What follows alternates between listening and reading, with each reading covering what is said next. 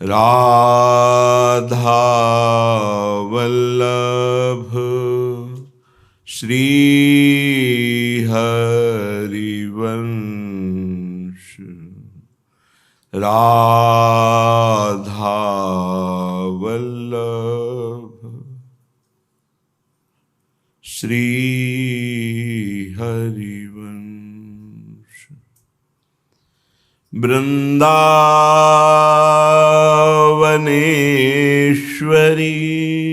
तवैव पदारविंदम्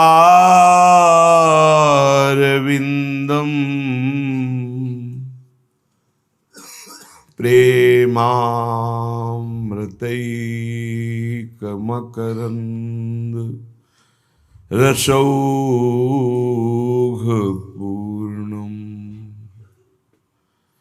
हृद्यर्पितं मधुपते स्मरतापमुग्रं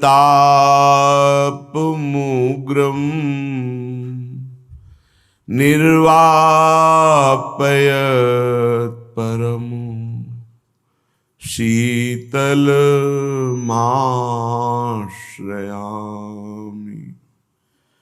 परम शीतल माश्रयामि।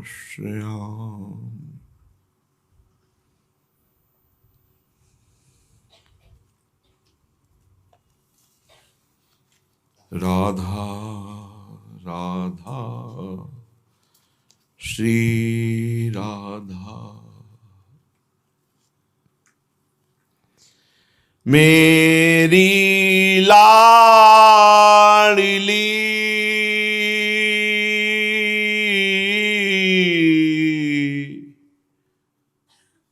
राजत रंग भरी मेरी लाडली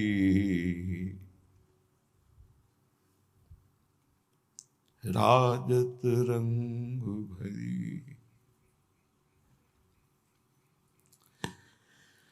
अधिक प्यार सो मृदु भुज प्यारी प्रीतम अंश ढरी। अधिक प्यार सो मृदु भुज प्यारी हंसी पिए अंश धरी प्रीतम अंश ढरी। मेरी लाडली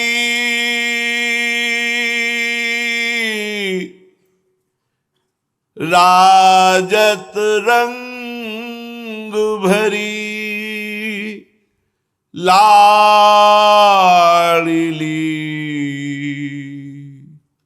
श्यामा श्यामा रंग भरी। चित्र से हुए रहे नागर नागरी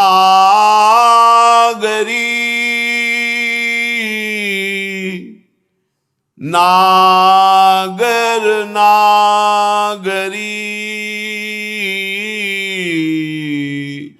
लाडली लाल। चित्र से हुए रहे नागर नागरी कौन भागते इहि रस ढरी कौन भागते इहि रस ढरी। मेरी लाडली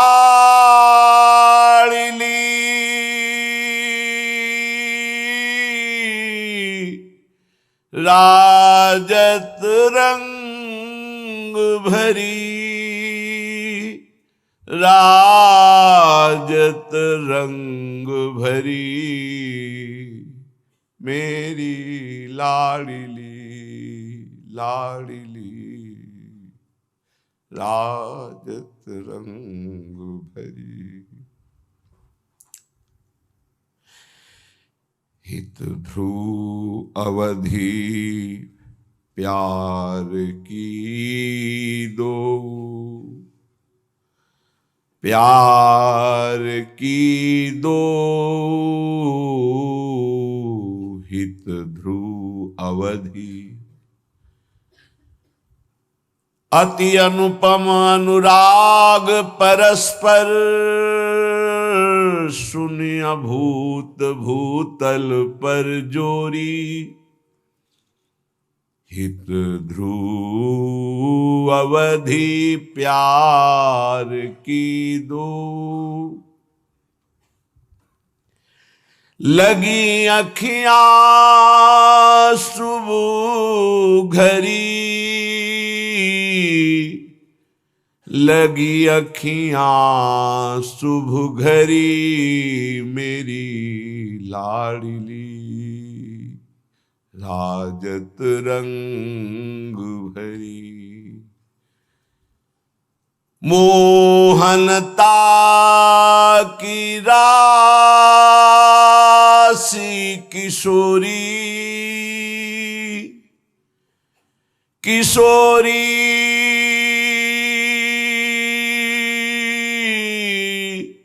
लाडली, मोहिनी गौरांगी।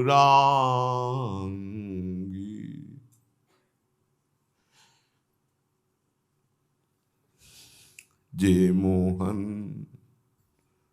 मोहत सबको मन, जे मोहन मोहत सबको मन, बंधे बंक चितवन की डोरी, मेरी किशोरी मेरी लाडली।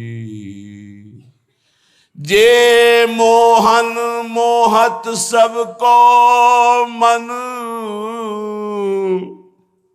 बंधे बंक चितवन की डोरी।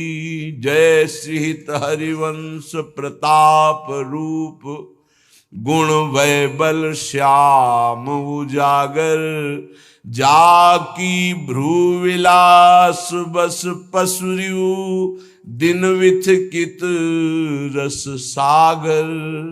जाकी भ्रू विलास बस पसुरियु, दिन विथकित रस सागर।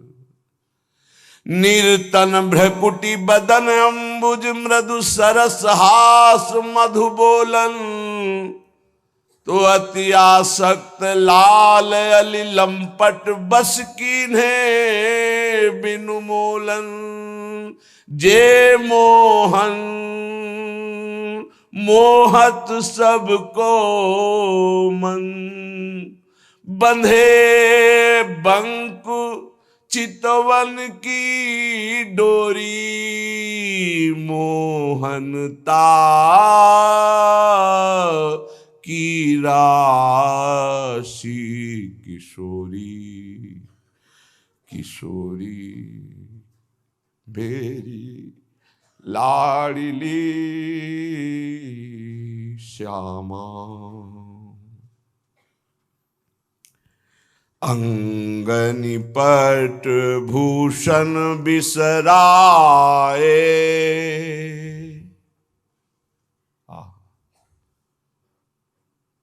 कहा कहो इन नैनन की बात, ये अली प्रिया बदन अंबुज रस अटके अनत न जात। जब जब रुकत पलक संपुट लट, अति आतुर अकुलात लंपट लव निमेष अंतरते अलप कलप शतसात अलप कलप शतसात अंग निपट भूषण बिसराए चिते रहे सुंदर मुख ओरी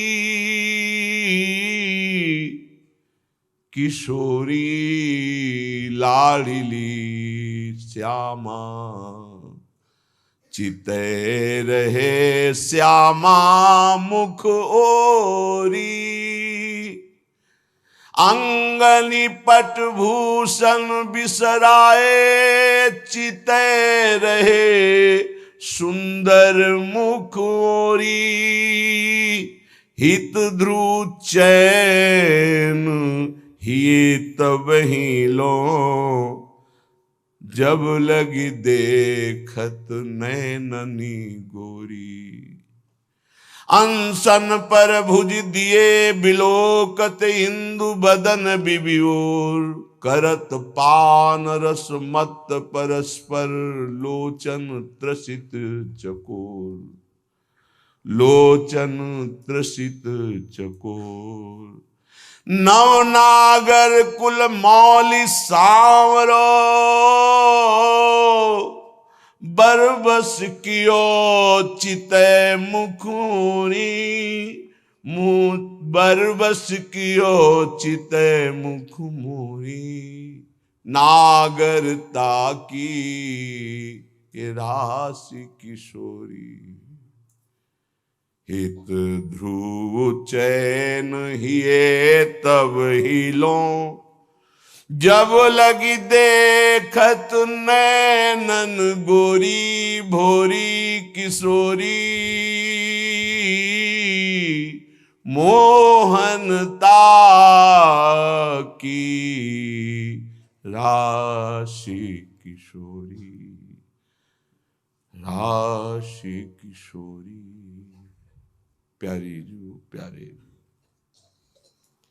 निज महल है। बाह्य में तो बसंत का नवीन प्रादुर्भाव होता है और विविध भावों के द्वारा युगल सरकार की होली होती है। विविध भावों के द्वारा प्रेमियों का कुछ रंग अलग होता है, उनकी पिचकारी कुछ अलग होती है। नेत्रों की पिचकारी होती है और प्रेम का रंग होता है। बाह्य रंग तो बाह्य दृष्टि से देखा जाता है कि बाह्य पिचकारी चल रही, बाह्य रंग चल रहा हो, बाह्य लीला है। लेकिन आंतरिक रंग और आंतरिक लीला में आंतरिक पिचकारी होती है। नेत्रों की पिचकारी होती और प्रेम का रंग होता है। और प्रेम समुद्र प्रभु भी अपनी शुद्ध बिसराए हुए इस प्रेम रंग की होली खेलते हैं। ये होली उसी के हृदय में होती है जो होली जो हुए नहीं है प्रियालाल के, वो इस रंग को देख ही नहीं सकते, समझ ही नहीं सकते। और इस रंग का फल है कि प्रेम रंग ऐसा चढ़ जाए कि फिर काम रंग, क्रोध रंग, रोग, मोह, मद, मत्सर किसी का प्रभाव इस रंग पर ना पड़े, तभी माना जाएगा होली। अभी हम शरीर के होलिए, परिवार के होलिए, संसार के होलिए, इसलिए संसार की होली देखने को मिलती है। यदि प्रियालाल के होली तो फिर इनकी होली देखने को मिलेगी, प्रेम रंग भरी होली। श्री युगल सरकार जहां होली खेलते हैं वहां किसी का प्रवेश नहीं। शिव ब्रह्मादि बड़े बड़े ईश्वर कोटि के महापुरुष या किसी देवता या किसी भक्त का भी प्रवेश नहीं। यहां केवल सहचरियां जो आचार्य रूप से हैं, उनकी शरण लेकर जो निरंतर चित्तवृत्ति को प्रियालाल में जोड़ रहे हैं, वो इस होली के दर्शन ही नहीं, उसमें सम्मिलित होने का भी सौभाग्य प्राप्त करते हैं। सी प्यारी जू प्यारे जू, बस ये जोरी अविचल वृंदावन, नाहि नान सो काज। ये होली है इनके। त्रुटियों की तरफ प्यारे जू नहीं देखते।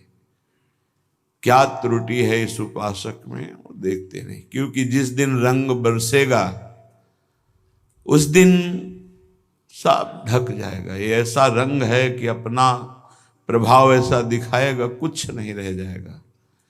काम क्रोध आदि विकारों को शांत करने के लिए बड़ी बड़ी साधना करने पर भी ये सूक्ष्म हो जाते हैं, पर जड़ से नष्ट नहीं होते। जड़ से नष्ट होते आत्मरति, अप्रिय प्रीतम के चरणों की रति। ज्ञानी आत्म प्रेम को प्राप्त होता है, और प्रेमी वही आत्मा स्वरूप। किशोरी मात्मानम किमि सुकुमारी नुकले।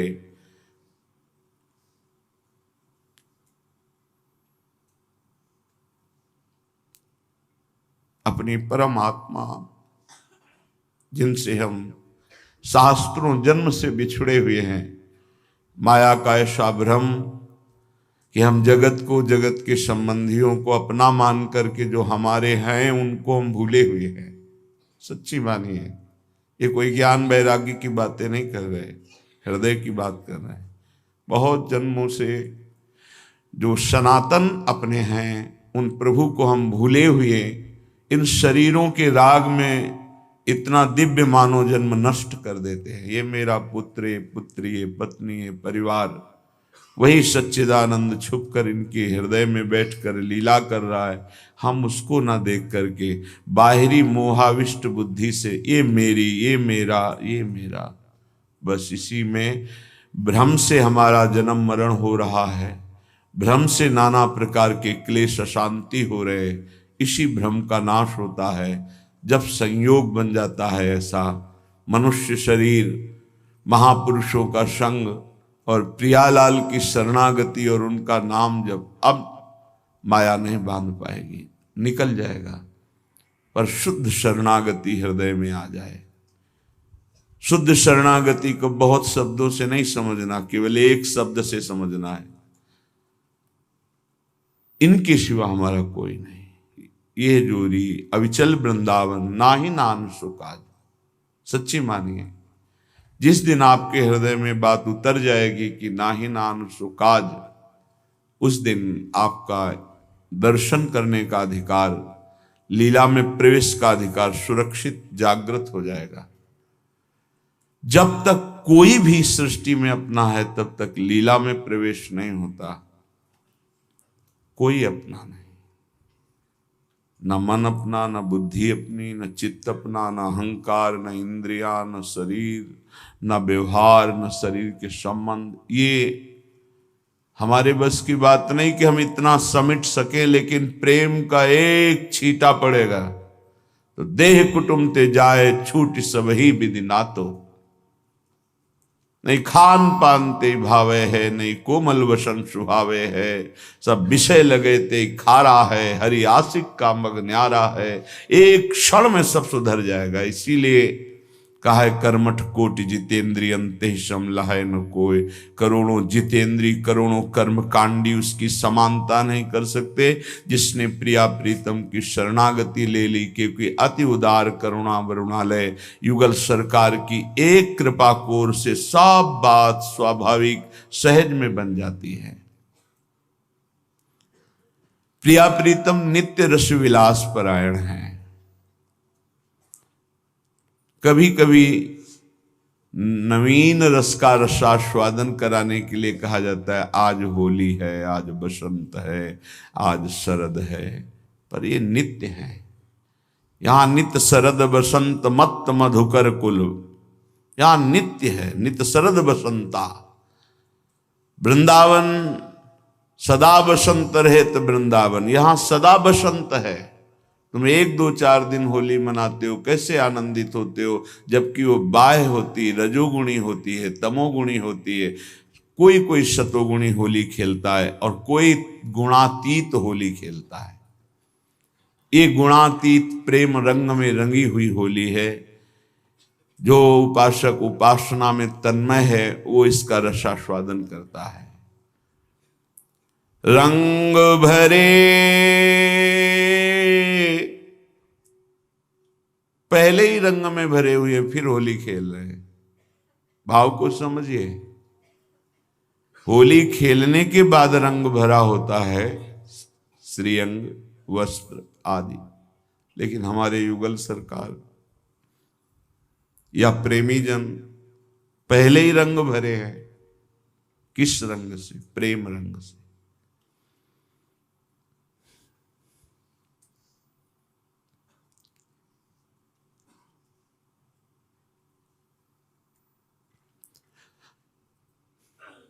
रंग भरे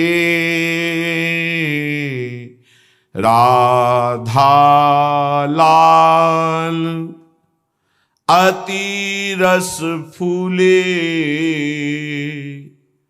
खेलत फिरत होरी रवि जाके कूले। यमुना के पावन पुलिन तट पर विराजमान नवनिवृत्त निकुंज में, जहां न देवैर ब्रह्मादेर न खलु हरि भक्तेर न सुहृदा। कैसा आश्चर्य है कि अपने लोग किसी अधिकार के नहीं हैं। श्री जी की रस माधुरी तो बहुत दूर की बात है, विषय अधिकार में डूबे हुए हैं। भागवती कोई अधिकार नहीं है, पर अनाधिकारी को वस्तु प्रदान करना ये उदारता है हमारे प्रभु की, गुरुदेव की, दूसरे की सामर्थ्य नहीं। दूसरे तो अधिकारी देख करके बहुत परीक्षा करके थोड़ी वस्तु प्रदान करते हैं, यह है साधना। लेकिन अनाधिकारी को महारस प्रदान करने की क्षमता केवल आराध्य देव गुरुदेव में है। ऐसे उदार त्रिभुवन में दूसरा कोई नहीं है। आराध्य देव गुरुदेव एक ही है। अनाधिकारी को वो महारस जो अधिकारियों को भी प्राप्त नहीं होता, ये ऐसे युगल सरकार है। कैसे समझोगे? जब तक चित्त वृत्ति इनमें नहीं लगी, इनमें अपनापन नहीं, इनके चरणारविंद की ममता नहीं, तब तक नहीं समझ पाओगे। उद्धार कब हो गया आपका? जिस दिन आपको कान में राधा नाम पड़ा और आपके हृदय में राधा नाम जपने की भावना हुई, हो गया उद्धार। तुम चिंता मत करो, परिणाम जब तुम देखोगे उस समय बताने तो आओगे नहीं। निश्चित एक बार राधा नाम सुना, एक बार और जपना शुरू कर दिया तो परम मंगल हो जाएगा। मान लीजिए, विश्वास मान लीजिए। अनाधिकारी को महारस की प्राप्ति असंभव। जान देवैर ब्रह्माद्यैर न खलु हरि भक्तैर न सुहृदा। हरि के सुहृद जनों का भी प्रवेश नहीं, वहां एक अनाधिकारी जनों का प्रवेश हो जाना, ये केवल अति उदारता हमारी स्वामिनी की है, हमारे लाडली लाल की है। यमुना के पावन पुलिन तट पर ही आप बैठे हैं। बस अंतर इतना है कि हम बहिर्मुख हैं। बाहरी दृष्टि है तो हमें बिल्डिंगें, नाना प्रकार की भौतिकता दिखाई देती है। जिस दिन हमारी दृष्टि बदली प्रिया प्रीतम की कृपा से, उसी दिन आप ये सौभाग्य देख पाएंगे कि आप जहां बैठे हैं तो आप निकुंज में बैठे हैं। आपकी दृष्टि नहीं, हमारे प्रिया प्रीतम यहीं विराजमान है। एक क्षण के लिए भी अलग नहीं होते, यही विराजमान।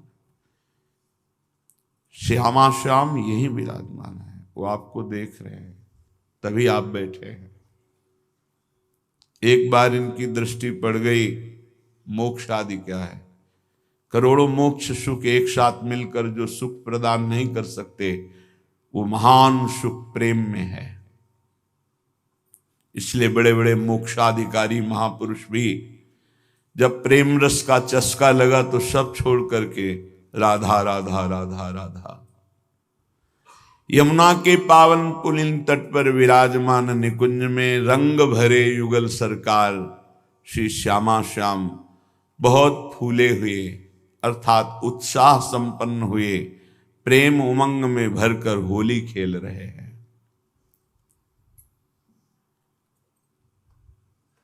यहां किसी सखा आदि का प्रवेश या वात्सल्य भाव का प्रवेश या किसी गोपी का भी प्रवेश नहीं है। यहां प्रिया प्रीतम की नित्य सहचरियां हैं जो प्रिया प्रीतम की संधिनी शक्ति हैं। मानो प्रिया प्रीतम की इच्छा ही मूर्तिमान सखी रूप धारण किए हुए विराजमान है। यहां किसी और का प्रवेश नहीं।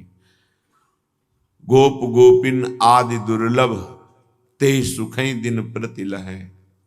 यही फिर वही हृदय में बात आती है कि झोली पसारे भीख मांग रहा था, अति उदार महामहिम ऐसा एक हीरा दे दिया। वो समझ रहा था कि भिक्षा में भला ऐसा कहाँ मिल सकता है। जब उसकी जौहरी से पहचान हुई तो पता चला त्रिभुवन में उसकी कीमत नहीं है। वो है राधा नाम, वो है राधा चरणारविंद। बचपन से झोली फैलाए प्रभु के लिए डोल रहे थे, डाल दिया झोली में। पता भी नहीं था कि हमें क्या मिल रहा है। वो तो गुरुदेव रूपी जौहरी ने जब बताया तब पता चला कि हम तो त्रिभुवन में सबसे बड़े भाग्यशाली बन गए कि हमें गोरे चरणारविंद का आश्रय मिला, वास मिला। श्री राधा दुग चरण निवास कहाँ आ गए, भटकते भटकते कहाँ आ गए, श्री राधा जुग चरण निवास। और हमसे सौभाग्यशाली तो आप है कि सीधे संसार से श्री राधा चरणारविंद में आ गए। तुम्हें भटकना नहीं पड़ा, बस पकड़ लीजिए। यह अद्भुत प्रेम रंग अनन्यता से जागृत होता है। यह अद्भुत प्रेम रस अनन्यता में टिकता है। यह अद्भुत प्रेम रस अनन्यता में ही प्रकाशित होता है। प्रेम का प्रकाश प्रिया प्रीतम की दिव्य लीलाएं हैं, निरंतर उनका सानिध्य है। किसी भी सखा का, महाभागवत का, भगवत स्वरूप ईश्वर कोटि के महापुरुषों का नवनिभृत निकुंज वृंदावन में उस रूप में प्रवेश नहीं है। जो भी प्रवेश किए वो सखी स्वरूप से प्रवेश। सखी एक पदवी का नाम है, ना कि स्त्री पुरुष का। जैसे राष्ट्रपति पदवी है, उसमें पुरुष शरीर भी स्त्री शरीर भी दोनों विराजमान हो सकते हैं। जैसे इंद्र पदवी है, ब्रह्म पदवी है, प्रजापति पदवी है, ये पदवी है लौकिक मायाजनित। लेकिन त्रिगुणातीत पदवी है शांत पदवी, ब्रह्मबोध संपन्न, दास्य पदवी, भगवान की नित्य दासता से युक्त सेवक भाव में मगन दास पदवी, सख्य पदवी, वात्सल्य पदवी, गोपी पदवी, कांता भाव। फिर ये सहचरी पदवी है। ये कहीं ऐसा कोई ना समझे सहचरी का मतलब एक स्त्री।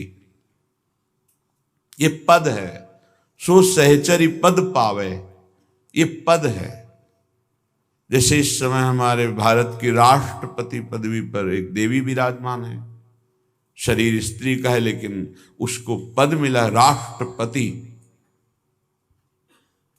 जब कभी कहीं भी वो पधारेगी तो कोई राष्ट्र का ऐसा अधिकारी नहीं जो उनको नमस्कार न करे, सलूट न करे। पदवी है। पूछा जाए भारत का राष्ट्रपति कौन, तो उच्चारण किया जाएगा अमुक नाम। तो इस सहचरी पदवी है। ये भ्रम छोड़ दीजिए कि हम पुरुष हैं, हम स्त्री हैं, हम उस पदवी का मतलब है सहचरी का मतलब है स्त्री नहीं। स्त्री पुरुष भाव तो शांत पदवी से ही खत्म हो जाता है। स्वरूप पदवी में स्थित हुआ महापुरुष शांत रस। दास उसमें नहीं कि पुरुष ही दास भाव को प्राप्त होता है। ये स्त्री पुरुष शरीर की बातें नहीं है, भाव की बातें हैं। ठीक भाव देश में जैसे कोई ब्रह्मलीन महापुरुष, ऐसे ही स्त्री शरीर में भी स्थित वही परमात्मा तत्व ठीक वैसी पदवी को प्राप्त होता है। उसका दास्य भाव है कि सख्य भाव है कि वात्सल। अब जैसे प्रभु के नित्य सखा है, अगर उन सखा भाव कोई स्त्री शरीर का करता है तो नित्य सखा बनकर प्रभु की लीला में प्रवेश पाता है। बड़े बड़े ब्रह्म ऋषियों ने जब प्रभु की रूप सौंदर्य को देखा तो कांता भाव जागृत हो गया, वही आकर के गोपी पदवी को प्राप्त हुई। गोपी कोई स्त्री नहीं है, ये भाव की पदवी है। ऐसी सहचरी कोई स्त्री नहीं है। बनिता पुरुष भाव मिट जाए, सहचरी पद की प्राप्ति स्त्री और पुरुष तत्व का भाव मिट गया और भाव देह की जागृति आचार्य कृपा से हुई, गुरु कृपा से। प्रथम भाव तन बदल करे अपबप जो अलंकृत व्यास सुवन प्रसाद देह मानसी गढ़े चित। व्यास सुवन हरिवंश महाप्रभु। प्रथम भाव तनु बदली, न मैं स्त्री हूं न पुरुष हूं, वो अपने स्वरूप में स्थित हो। मेरा स्वरूप सहचरी है। वो अपने को देखता है दिव्य अनंत सौंदर्य माधुर्य निधि प्रभु के समीप विराजमान किशोरी वपु। जैसे स्त्री शरीर में पंचभूतों की रचना है, स्त्री पुरुष चिन्ह है, ऐसा सहचरी में नहीं है, ऐसा गोपी में नहीं है। ये सब चिदानंद वपु हैं। वहां जो श्री कृष्ण है वही गोपी है, जो गोपी तनु है वो श्री कृष्ण तनु है। किंचन मात्र अंतर नहीं, सच्चिदानंद लीला है। तो गोपी का आलिंगन श्री कृष्ण अपना आलिंगन कर रहे हैं। स्वप्रतिबिंब विभ्रमा कैसे कोई जानेगा। गोपी नाम च तत्पति नाम सर्वेशामेव च। सुनताध्यक्ष जो सबके अंतःकरण का अध्यक्ष आत्मा है, वही अपने आप से अपने आप में खेल रहा। कैसे समझोगे। न दास पुरुष है, न सखा पुरुष है, न गोपी स्त्री है, न सहचरी स्त्री है। ये सब भाव पदवियां हैं। अज्ञानी जीव सोचता है मैं पुरुष हूं, कैसे सहचरी भाव का चिंतन करूं। अरे तुम्हारा ढांचा पुरुष का है, ऊपरी कपड़ा, तू अंदर से परमात्मा तत्व है, ना स्त्री है ना पुरुष है। भाव करेगा तो सहचरी पद की प्राप्ति हो जाएगी। ये पद है, सो सहचरी पद भाव है। ये कोई स्त्री पुरुष नहीं है। जहां अपने स्वरूप में स्थित भाव का जागरण होता, ठीक उसी समय प्रिया प्रीतम के समीप पाता है। क्योंकि सहचरी वपु और प्रिया प्रीतम का साक्षात्कार एक साथ होता है। ऐसा नहीं कि सहचरी वपु से वो खोज कर रहा है प्रिया प्रीतम की। खोज समाप्त, भाव दे की प्राप्ति और प्रिया प्रीतम का सानिध्य, तब इस रंग का वो रसास्वादन करता है, प्रेम रंग का। तो हमारे प्रियालाल वृंदावन में यमुना के पावन पुलिन के समीप विराजमान निकुंज में रसमयी होली खेल रहे हैं। बड़ा प्रेमोत्साह है। रंग भरी लाडली, नवरंगी लाल, इनका इशारा समझकर सखियां दो भागों में हो जाती हैं। यहां किसी और का प्रवेश नहीं। गोरी गोरी सखी जेती तीन मधि गोरी, सांवरी सहेली भई सांवरे की ओरी। गौरांगी प्रियाजू की अंग कांति से युक्त जो गोरी गोरी सखियां हैं वो प्रियाजू की तरफ हो गई, और जो सांवली सखियां हैं प्रियाजू को बहुत प्यारी हैं, इसलिए वो सन्मुख हो गई लालजू के पक्ष में। क्योंकि लाडली जू को सबसे प्यारा क्या है, मेरे तन मन प्राण होते प्रीतम प्रिय। तो गोरी सखियों से भी अधिक प्यारी सखियां हैं सांवली, क्योंकि वो प्रीतम के रंग की है। प्यारी जो इसीलिए तो नीलांबर धारण करती, इसीलिए नील कमल धारण करती, और प्यारे जो पीतांबर धारण करते हैं। अत्यंत महाप्रेम वपु। गोरी गोरी सखियां गोरी किशोरी के पक्ष में हो गई, सांवली सांवली सखियां लालजू के पक्ष में हो गई। गोरी गोरी सखी जेती तीनों मधि गोरी, सांवरी सहेली भई सांवरे की ओरी।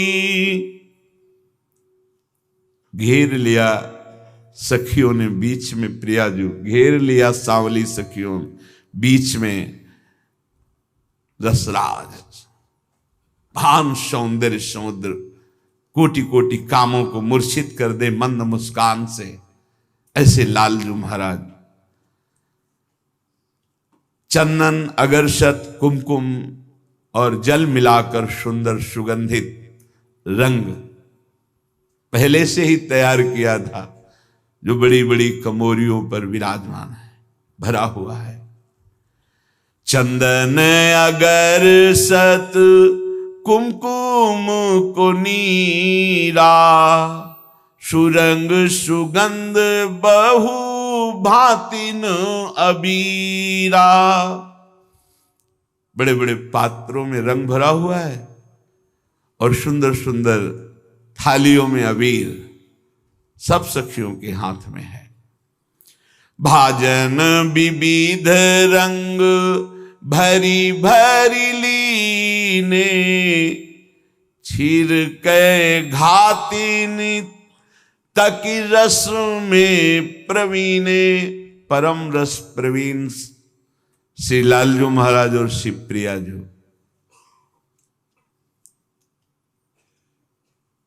दो कर तारिनु पटकत लटकत इत उत जात, हो होरी बोलत अति आनंद कुल का। दोनों तालियां बजाते हैं, हो होरी है, होरी है। ऐसे हमारे दुल्हा दुल्हन रसिक शिरोमणि श्री युगल सरकार हो होरी बोलते हुए आनंदित हो। दो कर तारिन पटकर, दोनों नृत्य कर रहे हैं, तालियां बजा रहे हैं, हो होरी है। और बड़े ही खिलाड़ी हैं। पिय पिचकारिन छिरकत तक तक कुमकुम पूरी। पिचकारी से भरकर लालजू जहां जैसा रंग चाहिए वैसे प्रियाजू के अंग में डाल रहे हैं। प्रियाजू कर से पिचकारी तो चला ही रही है, नेत्रों से भी चला रही है। कर के रंग का जो लालजू के ऊपर कोई प्रभाव नहीं है, लेकिन जो नेत्रों से पिचकारी चल रही उसका प्रभाव होता है। लालजू शिथिल हो रहे हैं, प्रेम विवश हो रहे हैं। सुरंगित भय सो है अंगनी के चीरा, रंगनी की बूंदे परी सुभग शरीरा। जहां जैसे बड़े चतुर खिलाड़ी है, जहां जिस रंग को जहां जैसे हो, ऐसा मानो हाथ से चित्रकारी की गई हो। ऐसे प्रियाजू की पिचकारी लालजू के ऊपर, लालजू की पिचकारी का रंग प्रियाजू के ऊपर, दोनों के विविध रंगों से सुरंगित हो रहे हैं अंग वस्त्र। जब ऐसे युगल सरकार रस भरी होली खेल रहे तो सखियां कुछ जो एक से एक संगीत की स्वामिनी, हुड़क गजक बीना मृदंग सुर बाजे। ये हमारी प्रियाजू की सखियां जो वाद्य बजाती हैं, ये वाद्य प्राकृतिक नहीं है, ये चिदानंद वाद्य है। वहां ढोलक मृदंग मंजीर ढप ये पार्थिव नहीं है। और खास बात, निकुंज में किसी भी जूठे राग का गायन नहीं होता, प्राकृतिक राग रागनियों का प्रवेश नहीं है। चिदानंदमयी राग रागिनियां नवीन प्रतिपल, जो राग एक बार बज गया दोबारा बजाया नहीं जाता, और वो राग कभी सृष्टि में कोई बजा नहीं सकता, गा नहीं सकता। वो सहचरियां ताल मृदंग उपंग बजावत प्रफुल्लित होए सखी सारी, बीन बेणु नूपुर धुन ठुमकत खग मृग दशा बिसारी। पिचकारियों से रंग चल रहा है, ऐसे सुंदर वाद्य बज रहे, पूरा परिकर सहचरी मंडल सहित युगल सरकार उल्लसित है। नृत्य ये संगीत प्रेमानंद प्रदान करने वाला, जो सहचरियां बजाती जीव की नहीं, ईश के हृदय में प्रेमानंद की महान ऐसी फूलन, ऐसी विलसन नृत्य कर रहे हैं। युगल सरकार अद्भुत आनंदित हो रहे हैं। मूर्तिमान होकर राग रागिनियां नवीन नवीन, जैसे हमारी प्रियाजू का रूप है, एक बार जो शोभा देखी वो दोबारा नहीं, नवीन नवीन नवीन। इसीलिए उदाहरण में प्रियाजू के जैसा कौन बोले, सिर्फ प्रियाजू। क्यों? स्वामी हरिदास जी कह रहे हैं, पाछे न होती अबहू हूं, आगे हूं न होए है, ये गति अद्भुत रूप की और है। कोई पाछे ऐसा नहीं हुआ, कोई अब नहीं है, कोई आगे ऐसा नहीं होगा। ब्रह्मा की सृष्टि में जो अब ही और अब ही और अब ही और ऐसा सौंदर्य जिसका हो, ऐसे ही वृंदावन की शोभा है। एक बार जो निकुंज में दृष्टि पड़ी, दूसरी बार नया स्वरूप, नया स्वरूप। नव वृंदावन हरित मनोहर, नव चातक बोलत। तभी तो जो इस रस को प्राप्त कर लेता उसे कुछ सुहाई नहीं देता। और न कछु सुहाए तिनको, बस जुगल सेवा सुख पगी। रात दिन का कोई अंतर नहीं। यहां तो चर्चा में रात दिन की बात अष्टयाम सेवा के लिए की जाती है। एक दूसरे को देखकर मुस्कुरा रहे हैं, कल्प व्यतीत हो गए। कल्प, एक एक लीला में कल्प कल्प व्यतीत हो जाता है, पता भी नहीं चलता। निष्देश जानत नाही सजनी, एक रस भींजी रहे। तो हुड़क गजक बीना मृदंग स्वर साजे, किंकिनी नूपुर ध्वनि एक स्वर बाजे। जैसे बीणा, मृदंग, हुड़क, रबाब, मुहचंग, ढफ, विविध वादे एक साथ बज रहे ताल में, ऐसे ही सबका नृत्य हो रहा है। सबकी नूपुर ध्वनि, किंकिनी ध्वनि, कंकण ध्वनि उसी से मिलके बज रही है।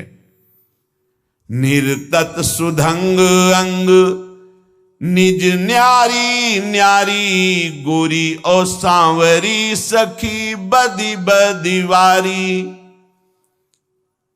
एक निपुणता भरे हाव भाव लालजू के पक्ष में विराजमान सखियां, सांवली सखियों ने दिखाया, उससे बढ़कर गोरी सखी ने दिखाया।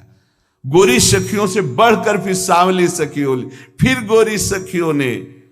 निर्तत सुधंग अंग निज न्यारी न्यारी, गोरी और सांवरी सखी बदी बदी बारी।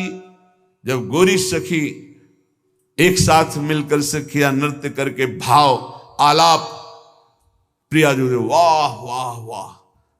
जब सावरी सखी तो लालजू कहते वाह वाह, अद्भुत रस बरस रहा, संगीत बज रहा, सरस अलग लाग लेती नीरधारी। कोई इतने ऊंचे स्वर से आलाप लेता है कि प्रिया प्रीतम आनंद मगन हो जाते। ओ हो, कोई ऐसा सुधंग नृत्य कर रहा है कि चरण ही नहीं दिखाई दे रहे कि उनका हस्त लाघव, चरण का ऐसा नृत्य कि कब वो पृथ्वी पे पड़ता है, ऐसा नृत्य। वाह वाह। जीती जे है प्यारी तन सखी श्याम हारी। पर नृत्य करते करते जो सुंदर भाव, जो सुंदर नृत्य की आकर्षणमयी वृत्ति, वो गोरी सखियां जीत ली। प्यारी जू के पक्ष की सखियां जीती, लालजू के पक्ष की सखियां और लालजू को देखने का भी अब अवसर नहीं दिया। इतना गुलाल उड़ाया गोरी सखियों ने।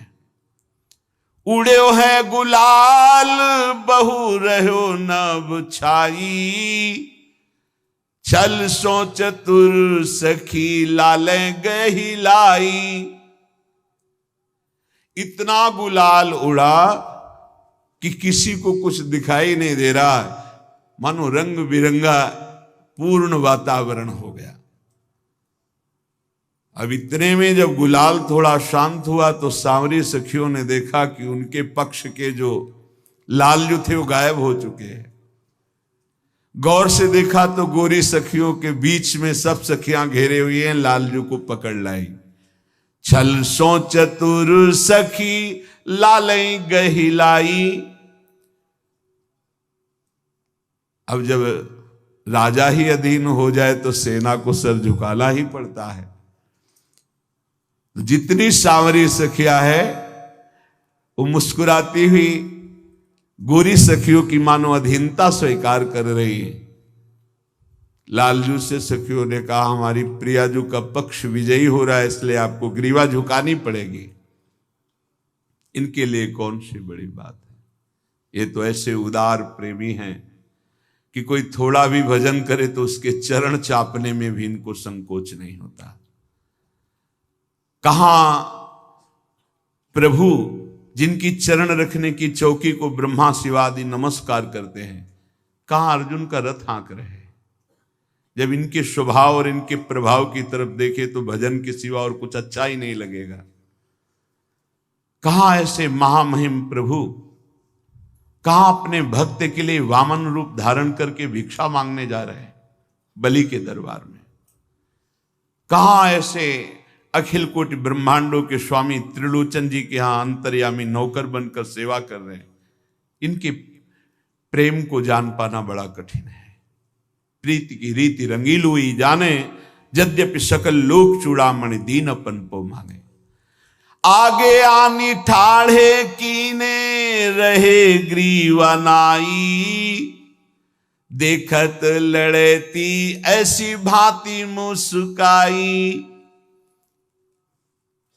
ग्रीवा झुका कर लालजू को गोरी सखियों ने खड़ी किए। हमारे प्राण प्यारे पक्ष के जो प्रिय स्वामी हैं हमारी श्यामाजू विजयी भाई, स्वीकार करो आप हार गए अपने पक्ष के साथ। हारे ही जीत होती है। कैसे जीत होती है? पासा खेल रहे हैं युगल सरकार। अब पासा चलते हैं जब लालजू, तो लाडली जो आंख में आंख मिला देती है, वो विशाल नेत्र प्रेम भरे, तो पासा कहां चलना हो तो भूल गए, तो हर पासा हार जाते हैं। बड़े चतुर शिरोमणि हैं। जब आभूषण बंसी पीतांबर सब हार गए, तो महाराज अब आखिरी दांव क्या है? बड़े प्रवीण हैं, जीतेंगे तो हम ही। कैसे जीतोगे? बोले प्रिया जो आखिरी दांव रखते हैं कि जो हारे तो जीतने वाला उसको आलिंगन प्रदान करेगा, जो हार गया वो सर झुका देगा और उसका आलिंगन। सखियों ने विचार किया तो बड़े चतुर शिरोमणि हैं। जो जीत से प्राप्त होना चाहिए वो हार से भी, तो इनकी हार भी जीत है, जीत भी जीत है। रसिया को नारी बनाओ री रसिया को। श्री जी ने आदेश किया बनाओ इनको दुल्हन बनाओ। तो बंसी पीत पट छीनी चुनरी उड़ाई। और ये ऐसे हैं, ये जो बनते हैं बहुत जोर का बनते हैं। देखो ना, ये जब वाराह बने तो बड़े जोर के। ऐसा सौंदर्य वाराह भगवान का, नील मेघ कांत देखते लुभायमान हो जाए। मत्स्य रूप, कूर्म रूप, नृसिंह रूप, जब जो बनते बिल्कुल वैसे ही बनते हैं। और अगर ये सखी रूप बनते हैं तो ऐसे ही बनते हैं। लाडली जो लुभायमान हो जाती है, ऐसा सुंदर रूप इनका सखी रूप। कैसे भावना में समझ पाओगे? अंगुलियों से ऐसे घूंघट है, ग्रीवा थोड़ी टेढ़ी है, कजरारे बड़े बड़े नेत्र हैं, माथे पे सुंदर लाल रंग की बेंदी है, नथ वायु के, जो नाक से वायु निकल उससे हिल रही मोसर जो मोती है, और अधरों पे लालिमा है, कपोलों पे ऐसी श्यामता है कि गोरी के नेत्र फिसल जाते हैं। और जो मुस्कुराकर प्रिया जी की तरफ ऐसे करके देखते ला, कोटिन काम गुलाम है, ऐसा स्वरूप। और जो हमारी लाडली जो राजकुमार बनती है ना, ये प्रेम रंग का है।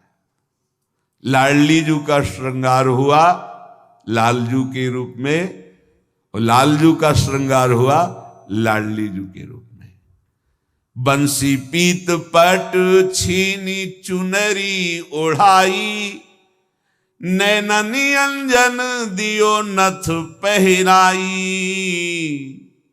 फिर युगल की सखियां भावरे फेरती। ये अत्यंत आसक्ति, ममता, प्रेम रस का यह स्वरूप है। इसमें रुचि भी नहीं होगी। अभी सखाओं के साथ राधा कृष्ण की होली का गान तो रुचि हो जाएगी, क्योंकि अवतार लीला में भगवान उतर करके वो लीला करते, तो कहीं कहीं वहां पकड़ हो जाएगी। ये अद्भुत एकदम, या में मिलो नहीं मिले न कछु, अद्भुत प्रेम रस। दोनों सरकार दूल्हा दुल्हन के रूप में विराजमान है। दूल्हा गोरा, दुल्हन सावरी। फिर इसके बाद सखिया दोनों की आरती उतारती है। कैसे मिले? हित ध्रुव अंक भरी लीने है किशोरी, हित सो अधर रस देती मुख जोरी। ये स्वरूप सखियां देखती है।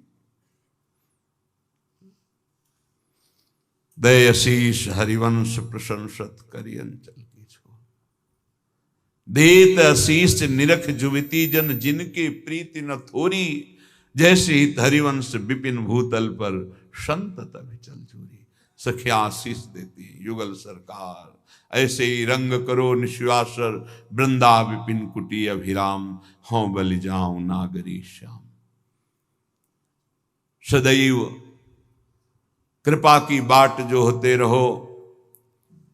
जो हमें श्री जी ने वृंदावन का आश्रय आने को दिया, नाम महिमा सुनी, यही हमको कृपा से इस रस में पहुंचा देगी।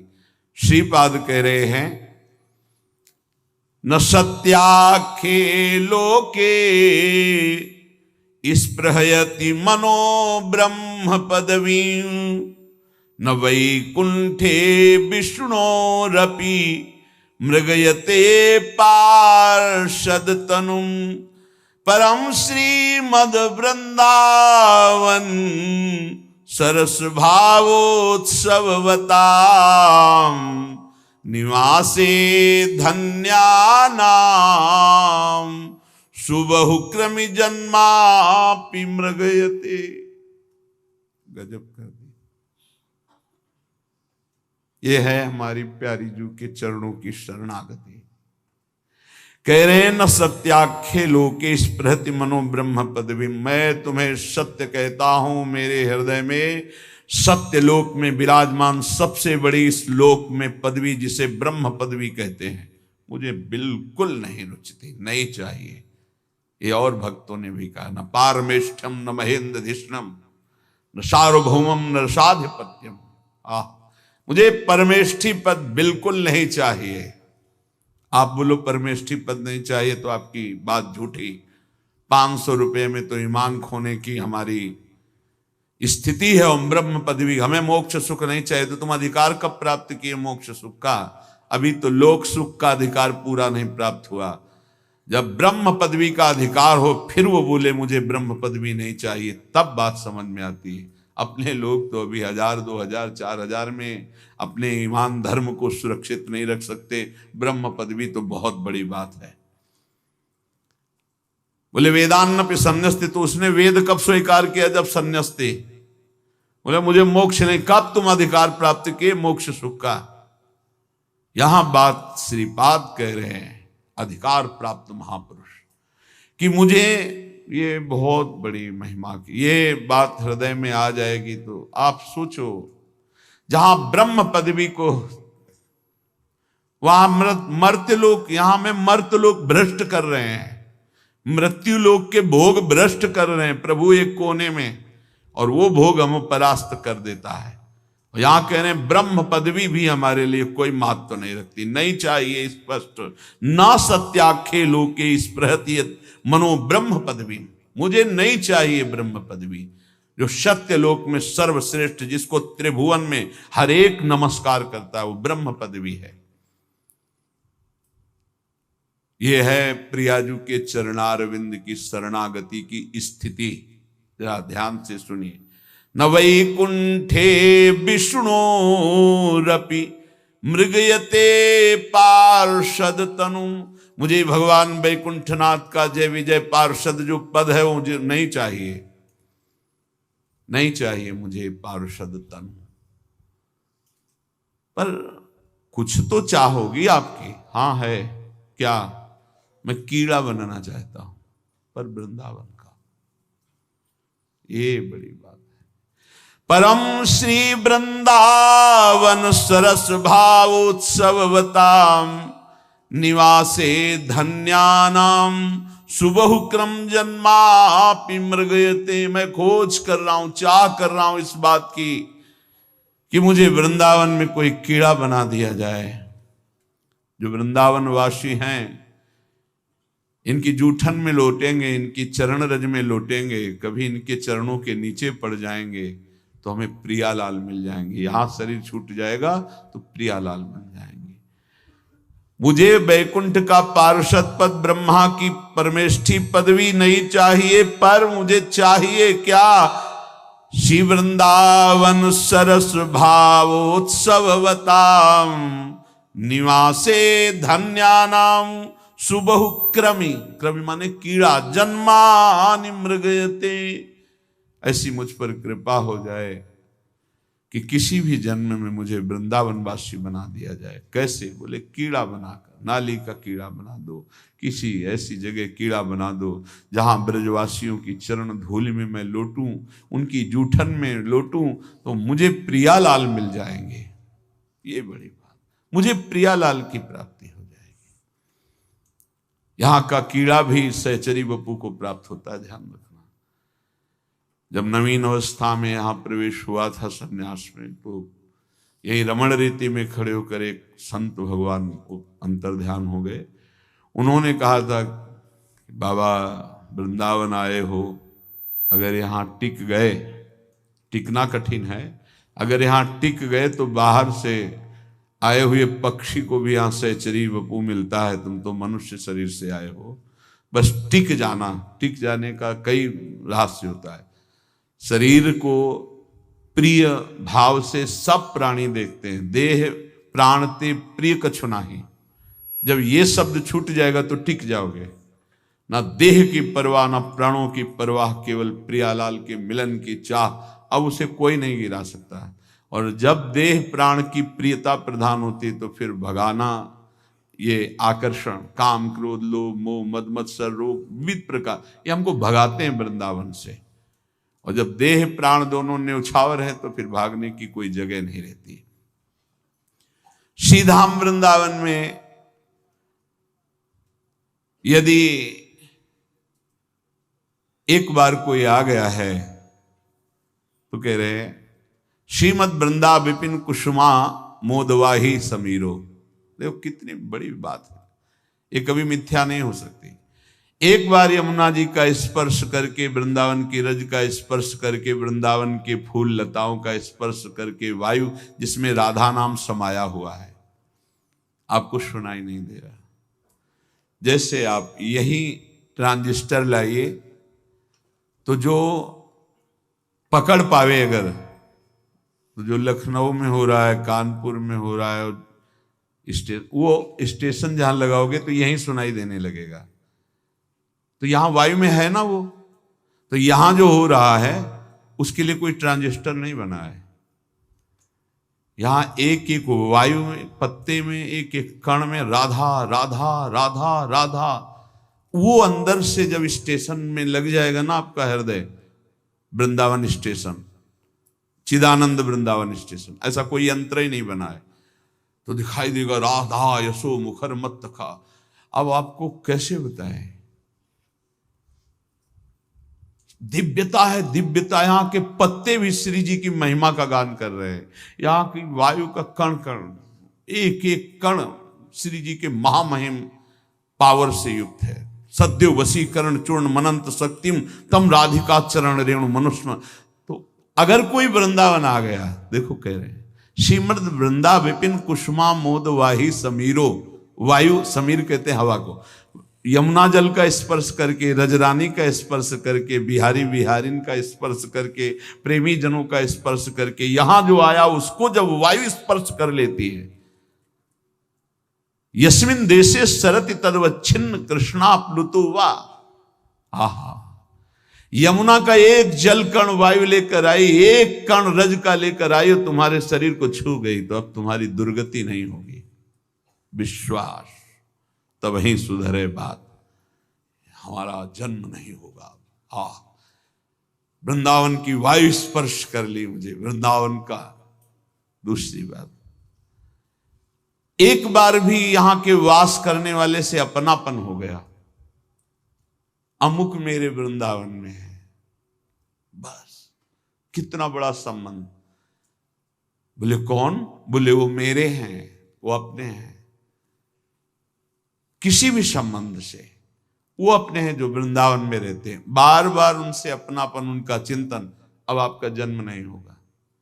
संबंध, यहां की वायु स्पर्श कर गई, या यहां के वास करने वाले को एक बार जीवन में अपने स्थान दे दिया। जैसे पति पुत्र परिवार के प्रति तुम्हारी ममता है, एक ममता का हिस्सा उधर चला गया वृंदावन वासी के प्रति। मानो तुम्हारे घर का कोई वास कर रहा है, तो ऐसा, जैसे यहाँ बहुत से संत जन वास करते हैं, तो किसी परिवार से आए हुए, मेरा बेटा वृंदावन वास करता है, मेरा भाई वृंदावन वास करता है, चलो किसी के घर से कोई नहीं आया तो उसके भाव, मेरे गुरुदेव वृंदावन वासी, मेरे महाराज जी, मेरे महाराज जी। इसी संबंध से वृंदावन कल्याण कर देता है। बड़ा निर्वाह संबंध का प्रभु करते हैं। विश्वास करो, आप नहीं जानते हैं हमारे प्रिया प्रीतम के स्वभाव और प्रभाव को, इसलिए लगेगा कि वायु स्पर्श गई तो बोले जन्म नहीं, तुम्हारा नहीं होगा क्योंकि तुम विश्वासहीन हो। अगर विश्वास कर लो तो हो गया काम। अब आपके जीवन का परिवर्तन निश्चित होगा। बोले ये शाम वृंदावन मनुष्यकृत ग्रीवया सन्नतम वा। ग्रीवया माने ये गर्दन। एक बार गर्दन किसी वृंदावन के प्रेमी के सामने झुक गई, किसी पुण्यात्मा की झुकती, पापी की नहीं झुकती। जो महान सौभाग्यशाली होते हैं उनकी झुकती है। लौट गए चरणों में या ग्रीवा झुका दी एक बार। ऐशाम वृंदावन मनुष्य सकृत, सकृत माने होता है एक बार प्रणाम कर दिया किसी वृंदावन वासी को, आपका माया में बंधन युक्त जन्म नहीं होगा आपका। कितनी कृपा, कितनी कृपा। हम तो कहते हैं लाखों बार मोक्ष होना होता हो तो हो जाता, आप केवल इस महिमा को समझिए। तत्रैवास्ताम खलु जनिर्हंत तेषाम गृहेपि। क्या होगा अब उसका? बोले उसका जन्म, अगर वो पूर्ण सुधर नहीं पाया, कोई अपराध कर दिया, तो फिर उसका जन्म यहां ब्रज में होगा। और कई बार कहा है कि अपराध हो गया तो एक जन्म और होगा, यही होगा और आपको परम पद प्राप्त हो जाएगा, प्रभु की प्राप्ति। तो बोले तत्रैवास्ताम, तत्रैव किसको? जिसको वृंदावन एक बार आया, वृंदावन की धूल, वृंदावन के रजरानी, वृंदावन की वायु स्पर्श हो गई, अगर अपराध बनता रहा तो फिर जन्म यहां होगा वृंदावन की रज में और परम पद को प्राप्त होगा। या वृंदावन के किसी जन से अपनापन किए हुए है और भारी अपराध हुआ तो उसका फिर जन्म यहां ब्रज में होगा।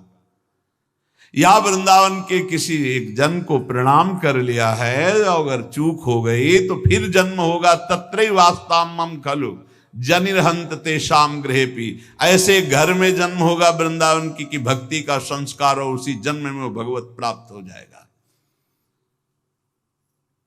कृपा के आगे किसी की नहीं चलती, ध्यान रखना। कृपा एक अमोघ वस्तु है। साक्षात मूर्तिमान प्रिया प्रीतम की कृपा ही महाप्रभु चैतन्य देव के रूप में प्रकट हुई।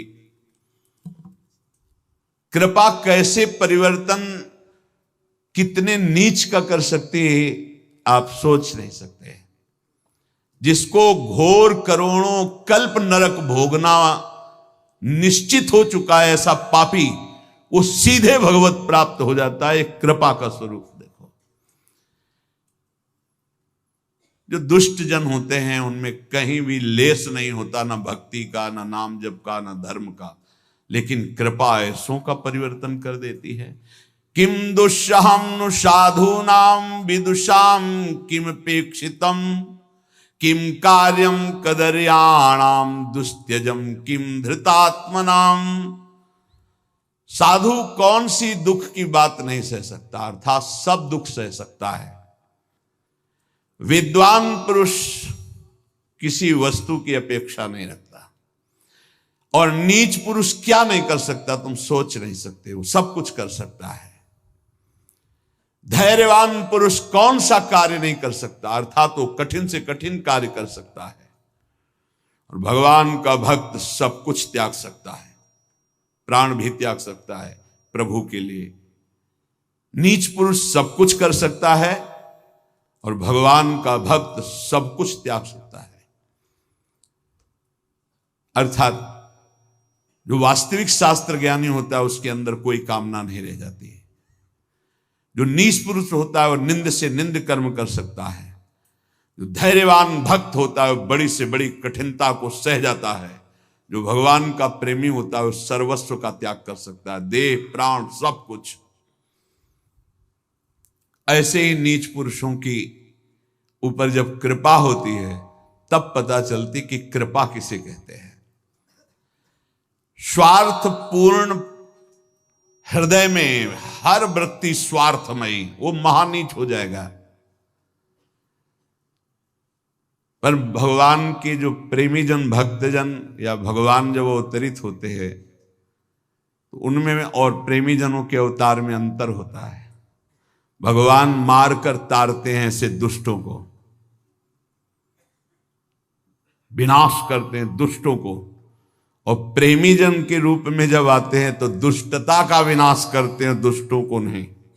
उनकी दुष्टता का विनाश करके उनमें भगवत प्रेम स्थापित करते हैं। प्रायः संसार में स्वार्थ भावना ही है। कुछ भी करेंगे तो पहले स्वार्थ। लेकिन संसार के दुख को मिटाने की बात किसी में नहीं होगी। अगर हम दुख मिटाने की बात करते हैं तो अंदर से अपने सुख की लालसा है कि हम त्यागी वैरागी, ऐसा मेरा सम्मान, मुझे जो चाहिए वो मिले, चाहे मान ही क्यों ना हो, यश क्यों ना हो। लेकिन असली में दुख मिटाने वाले ऐसे नहीं होते। उनको कुछ नहीं चाहिए, केवल तुम्हारा दुख मिट जाए, तुम महान सुख को प्राप्त हो जाओ, एक ही लालसा। वो भगवान का कृपा बपू होते हैं। स्वार्थ में सदा भय बना रहता है और परमार्थी सदा निर्भय रहता है। स्वार्थ में सहन करने की शक्ति नहीं होती और परमार्थी सब कुछ सहन कर सकता है। स्वार्थ में अभिमान होता है और परमार्थी दैन्य होता है। स्वार्थ में क्रूरता होती है, परमार्थ में दयालुता होती है।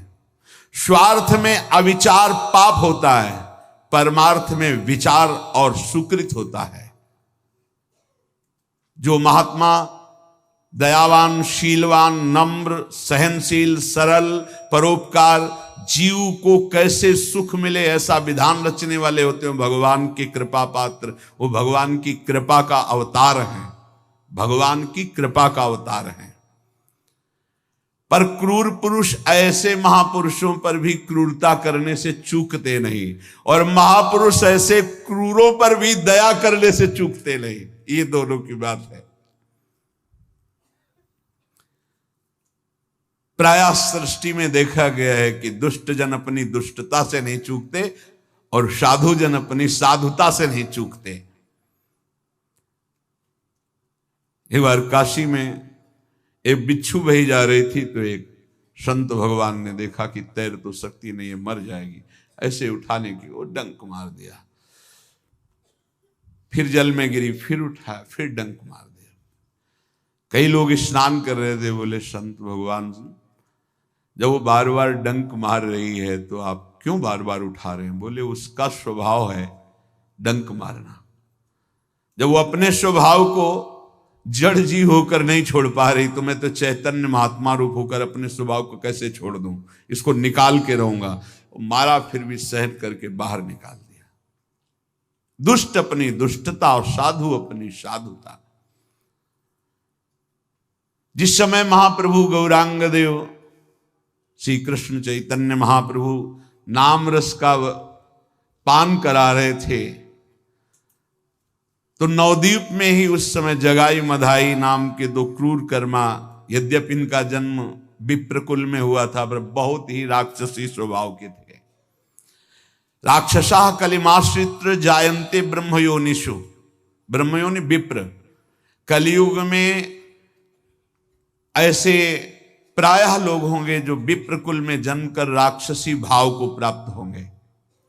राक्षसा कलिमाश्रित जायन्ते ब्रह्मयोनि, मानो ये सूत्र उनके ऊपर पूरा लागू था। जगाई मधाई दोनों भाई आपस में बड़ा अनुराग रखते थे, पर दोनों शराब पीना, मांस खाना, व्यभिचार करना, दीनहीन को सताना, क्रूर हिंसा करना, यह स्वभाव था। इनको बादशाह की तरफ से सेना व्यवस्था मिली थी। ये नदियां जहां महाप्रभु चैतन्य देव का, ये वहां के कोतवाल बनकर आए हुए थे दोनों। ये कोतवाल का पूरा प्रजा संहारक स्वरूप इनका था। ये बिना छत्र के बादशाह थे, जो चाहे वो कर सकते थे। कोई भी दुष्कर्म ऐसा नहीं था जो नित्य इनसे ना होता हो। सेना प्राप्त थी, सुरक्षा प्राप्त थी, घमंड था, पापाचरण कर रहे थे। जब कोई साधु महात्मा दीनहीन को सताने लगता है तो उसके नाश का समय आ जाता है, पक्का समझो। जब संत निंदा बनने लगे, संत द्रोह बनने लगे तो जान लेना अब तुम्हारा नाश होना है, इसीलिए तुम ऐसा कर रहे हो। यदा देवेषु वेदेषु गोषु विप्रेषु साधुषु धर्मे मयि च विद्वेषा सावा आसु विनश्यति, शीघ्र उसका विनाश हो जाएगा। यदि कोई दीनहीन परम पवित्र भगवत मार्ग में चलने वालों का अपमान शुरू कर दे तो उसका नाश पक्का हो जाएगा। आशु विनश्यति मतलब शीघ्र ही नाश होने वाला है। साधु अवज्ञा तुरंत भवानी, कर कल्याण अखिल के हानि। ये न कभी देव मंदिर जाना, न पूजा करना, न किसी साधु महात्मा का संग करना, ये तो बहुत दूर की बात थी। कई बार शराब पीना दिन में और मांस खाना भोजन में, और अगर कहीं ब्राह्मण साधु को देख लिया तो अपमान करना इनका स्वभाव था। ये किसी को भी कहीं भी जूतों से पिटवा देते, कहीं भी किसी के साथ व्यभिचार अत्याचार कोई बोल नहीं सकता था। जगाई मधाई सम्मान करना तो इनके स्वभाव में नहीं था, इनसे थर थर कांपते थे सदगृहस्थ। सामने पड़ा मानो काल पड़ गया, अब क्या होगा, ऐसा। किसी की इनके सामने हिम्मत नहीं होती थी जाके खड़ा हो जाए। धर्म क्या है, नाम जप क्या है, भगवत मार्ग क्या है, कोई पता नहीं। जहां सुनते कि बड़ा धनी, उसके यहां पूरी फौज के साथ जाके लूट लेते। बादशाह इनके अधीन था, अगर वो विरोध करता तो कत्ल करवा देते। कोई भी इनके व्यभिचार से सुरक्षित नहीं था। जहां इनकी दृष्टि पड़ी उसके धर्म को भ्रष्ट कर देना। इनके पास यही पापाचरण पूरे जीवन के थे। मदिरा पीकर उन्मत्त होकर पापाचरण करना। काजी इनको सुरक्षा दे रहे थे, धन दे रहे थे, तो सब मिले हुए थे, शिकायत नहीं कर सकते किसी से। अब इनका शिविर पड़ा महाप्रभु चैतन्य देव के जहां वास, उसी के आसपास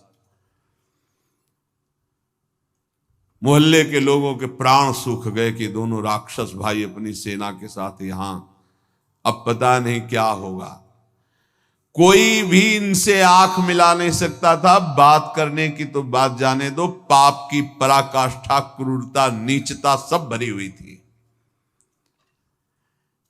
मानो जैसे रावण के अत्याचार या कंस के अत्याचार, ऐसे इनका अत्याचार।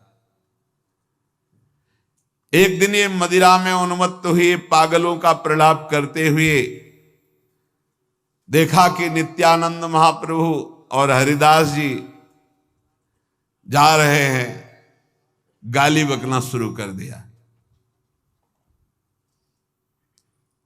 नित्यानंद जी ने लोगों से पूछा, ये कैसे लोग हैं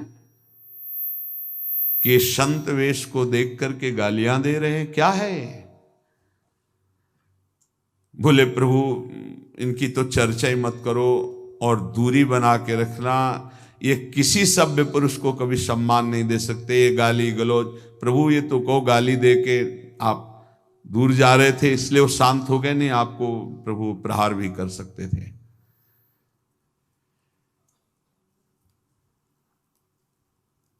थोड़ा मुस्कुराते हुए नित्यानंद महाप्रभु ने कहा, भी इसका पाला हम लोगों से नहीं पड़ा है, तुम डरो मत। बोले प्रभु आप कोई चूक मत कर देना, इनके समीप मत चले जाना, ये पापी यमदूतों के समान हैं, ये कहीं भी मतलब इनके हृदय में दया नहीं है, नम्रता नहीं है। हमें लगता है यमराज से भी उतना डर नहीं लगता जितना समाज को इन पापियों से डर लगता है। इन्होंने जन्म तो ब्राह्मण के घर में लिया है, लेकिन ये नीच राक्षसों से भी बुरे आचरण करते हैं। प्रभु हमारी प्रार्थना है कभी इनके समीप मत जाना। ये आपको केवल आज गालियां दी है दूर से, इसलिए प्रभु हम आपसे प्रार्थना करते हैं। नित्यानंद जी ने सुना और कहा, असली अधिकारी तो यही है। अब इनको हम नाम उपदेश करेंगे। देखते हैं, जो नाम पे श्रद्धा रखते हैं, सत्कर्म करते हैं, उनके उद्धार में कोई संशय नहीं है। उद्धार तो इनका होना चाहिए। यदि ऐसे लोग भगवान नाम के द्वारा उद्धार न किए जाए तो फिर नाम की महिमा क्या? जो नाम जब करते हैं, सत्कर्म करते हैं, उनका उद्धार तो पक्का है। इनका उद्धार होना चाहिए।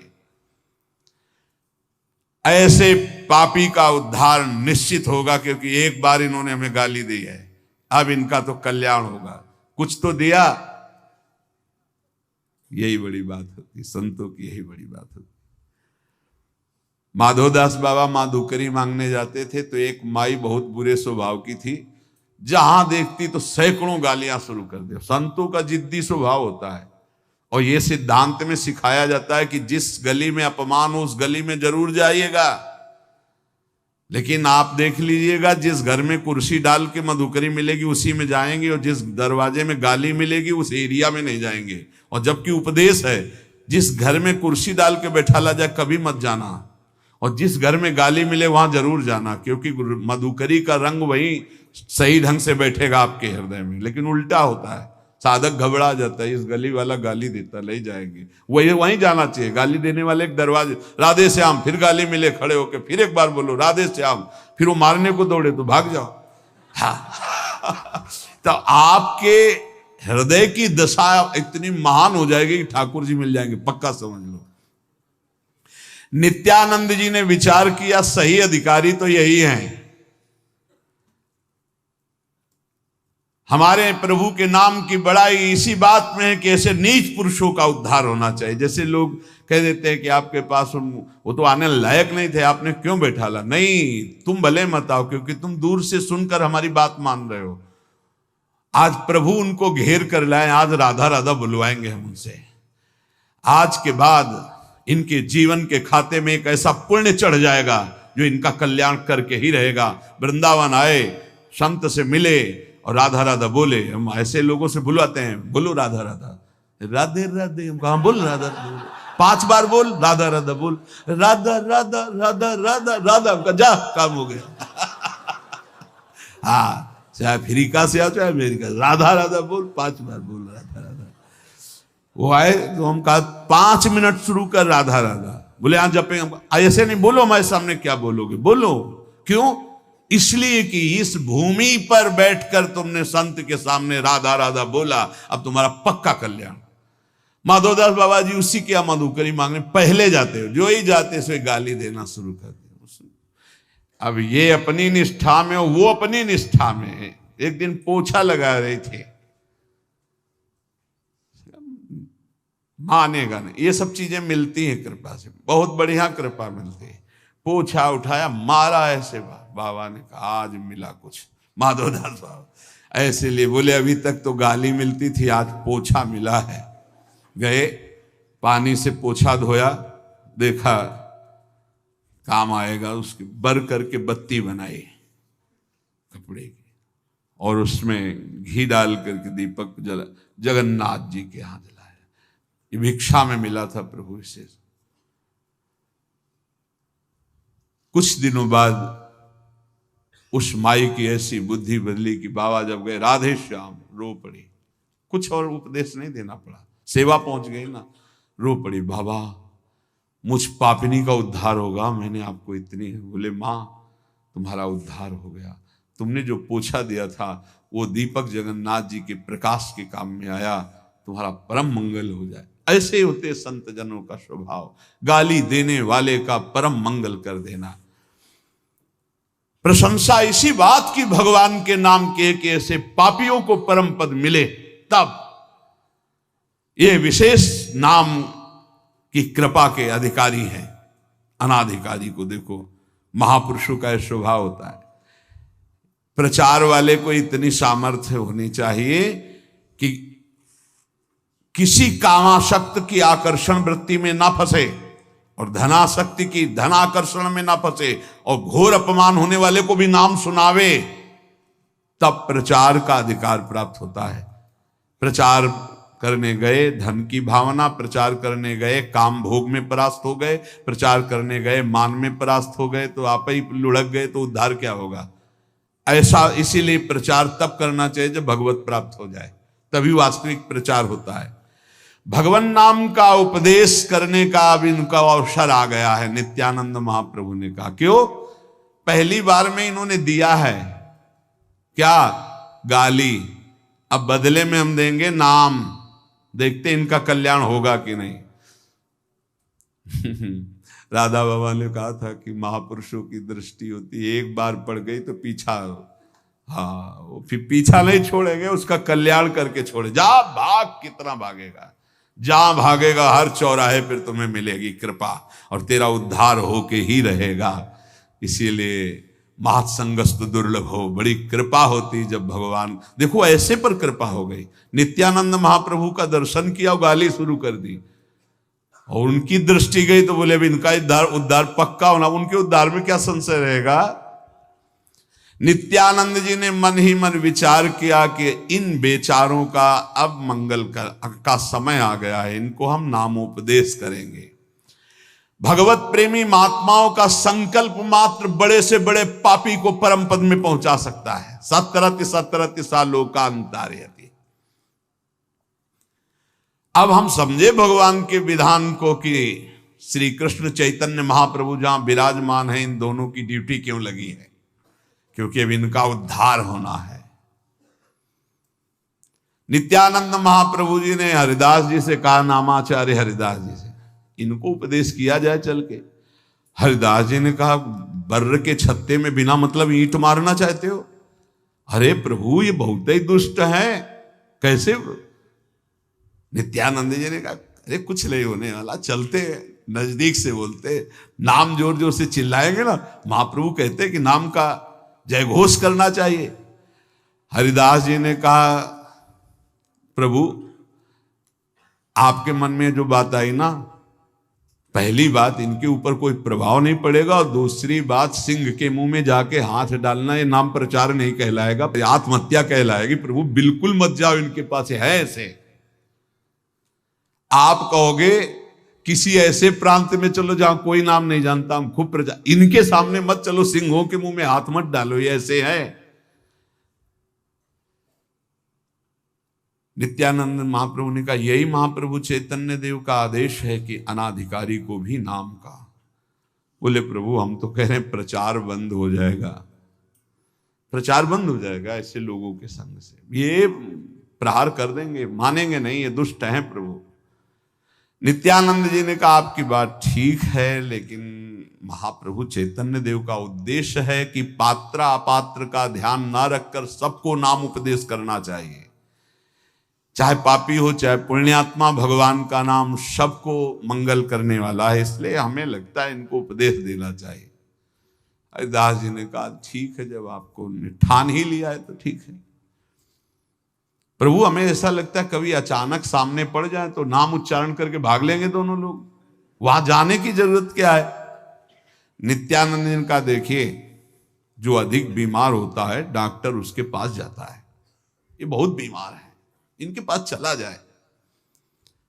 बुद्धिमान वैद्य जो रोग निवारण में प्रवीण होता है वो बीमार के पास जाकर उसकी औषधि करता है, वो भगवान नाम इनके समीप जाके सुनाना चाहिए।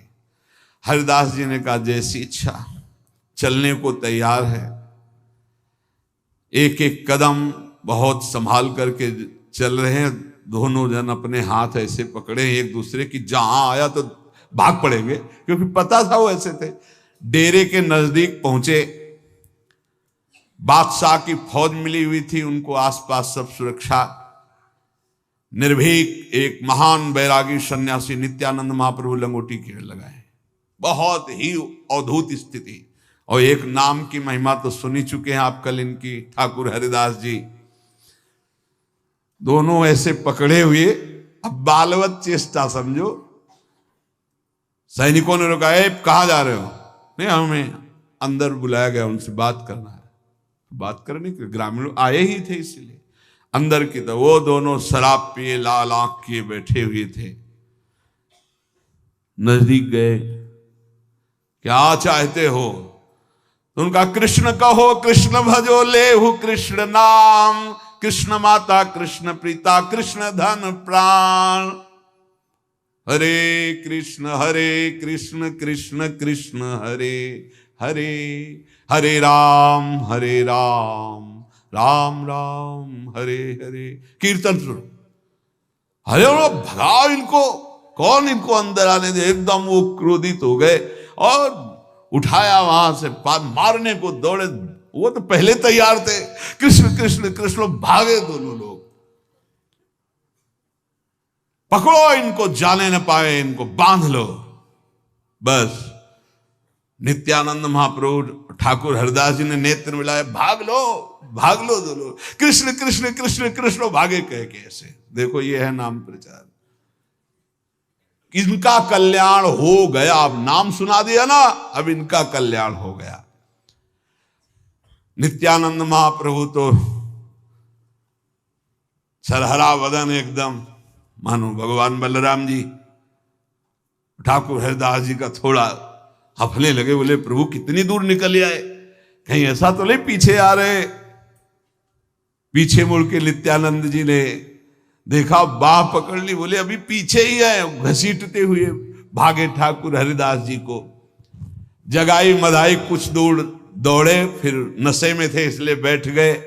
अपने पार्षदों को रोका और कहा अब ये कभी दिखाई दे तो इधर आने मत देना, और कहाँ रहते हैं इनको पकड़वा के मंगवाना दिन में। सैनिकों ने कहा हाँ सरकार, दिन में पकड़वा के मंगाएंगे।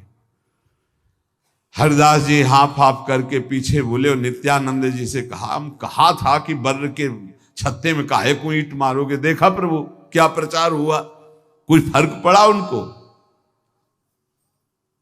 पहली बात तो दौड़ना, दूसरा कलाई इतनी जोर से पकड़े थे कि आपको क्या बताए। नित्यानंद महाप्रभु ने कहा अगर कलाई न पकड़ते तो बराबर भाग भी नहीं पाते। इसलिए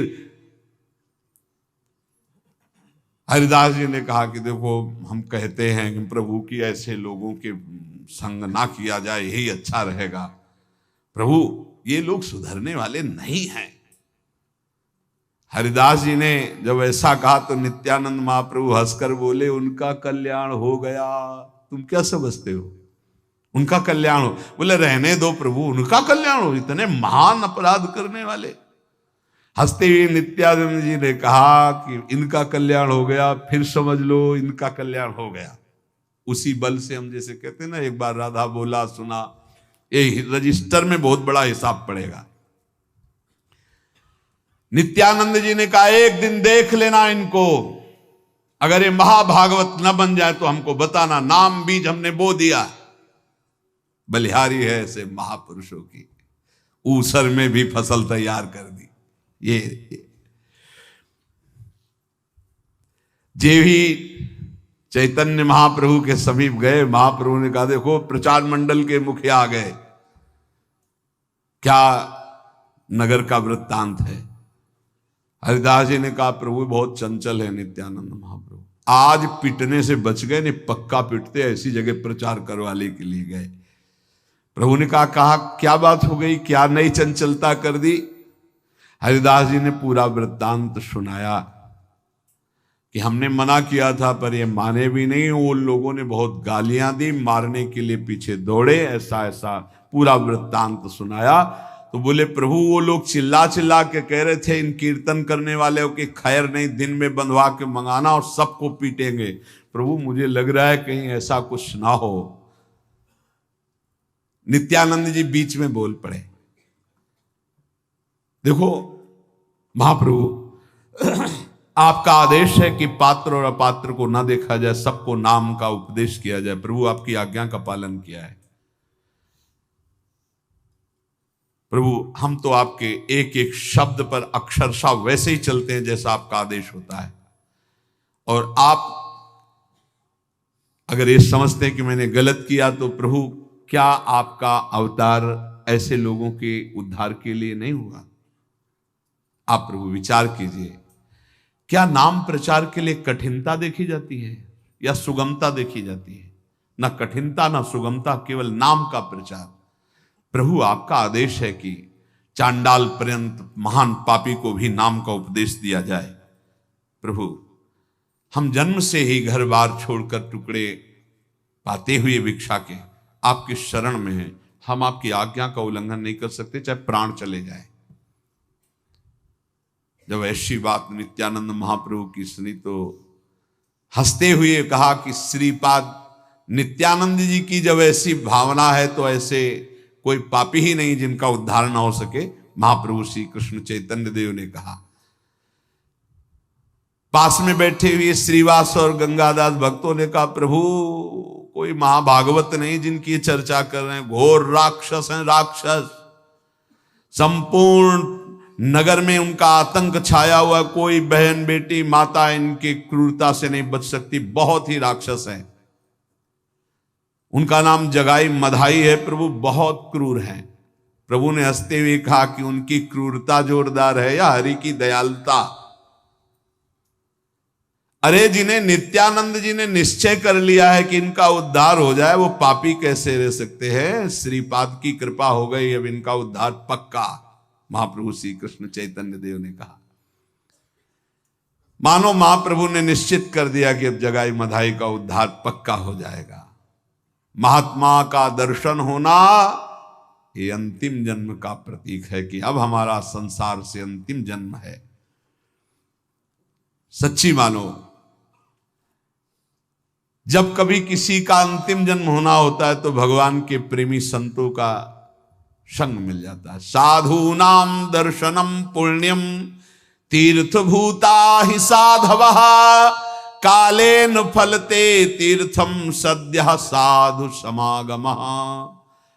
संतों का शरीर ही तीर्थराज प्रयाग है, चलते फिरते तीर्थराज प्रयाग।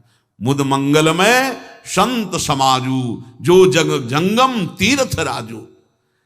इनके दर्शन मात्र से बड़ी भारी पवित्रता हृदय में होती। संत दर्शन जिमि पातक टरे, संतों के दर्शन मात्र से पाप नष्ट होते हैं।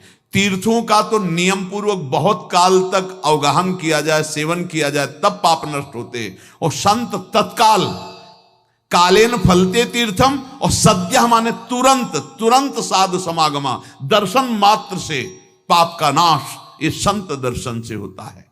अतएव सच्चे तीर्थ तो भगवान के प्रेमी संत जन हैं, सचमुच जिनका हृदय कोमल है, जो सभी प्राणियों को सुख पहुंचाना चाहते हैं, जिसकी बुद्धि में किसी से भी घृणा नफरत द्वेष नहीं है, जिनका स्वभाव बन गया है परोपकार करना, ऐसे साधु पुरुष घोर से घोर पापी को भी परम पद प्रदान कर सकते हैं।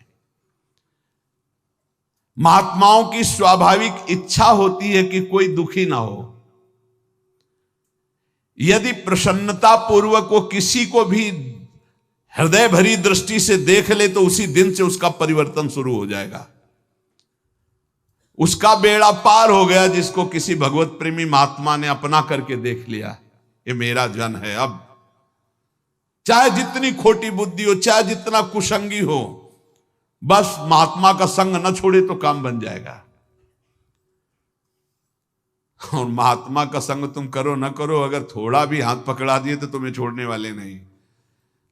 डांट कर, फटकार कर, दुलार कर को तुम्हें भगवत प्राप्ति करा के ही छोड़ेंगे, ऐसा स्वभाव होता है।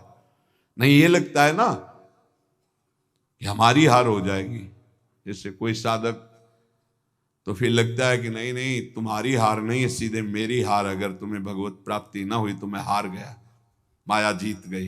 कबड्डी का खेल है, वो अपनी तरफ घसीट रही, हम अपनी तरफ घसीट रहे, हमारी तरफ बहुत लंबा पावर है, आचार्य इष्ट देव पूरा ऐसे खींचना, पर वो हाथ ही ना पकड़ावे तो बात अलग है, हाथ पकड़ा दो तो बस बेड़ा पार हो गया।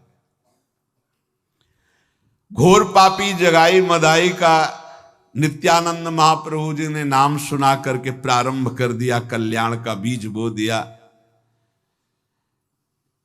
नित्यानंद महाप्रभु ठाकुर हरिदास जी, इनको आकर गांव वालों ने बताया कीर्तन वालों के ऊपर भी विपत्ति आने वाली है, क्योंकि उस दिन आप कह आए थे ना, तो वहां सब प्लानिंग बन रही है, ये राक्षस जरूर जरूर महान आतंक फैला देंगे। अब तो कीर्तन करने वालों का नगर में रहना ही ठीक नहीं है, जब तक इनका डेरा हो।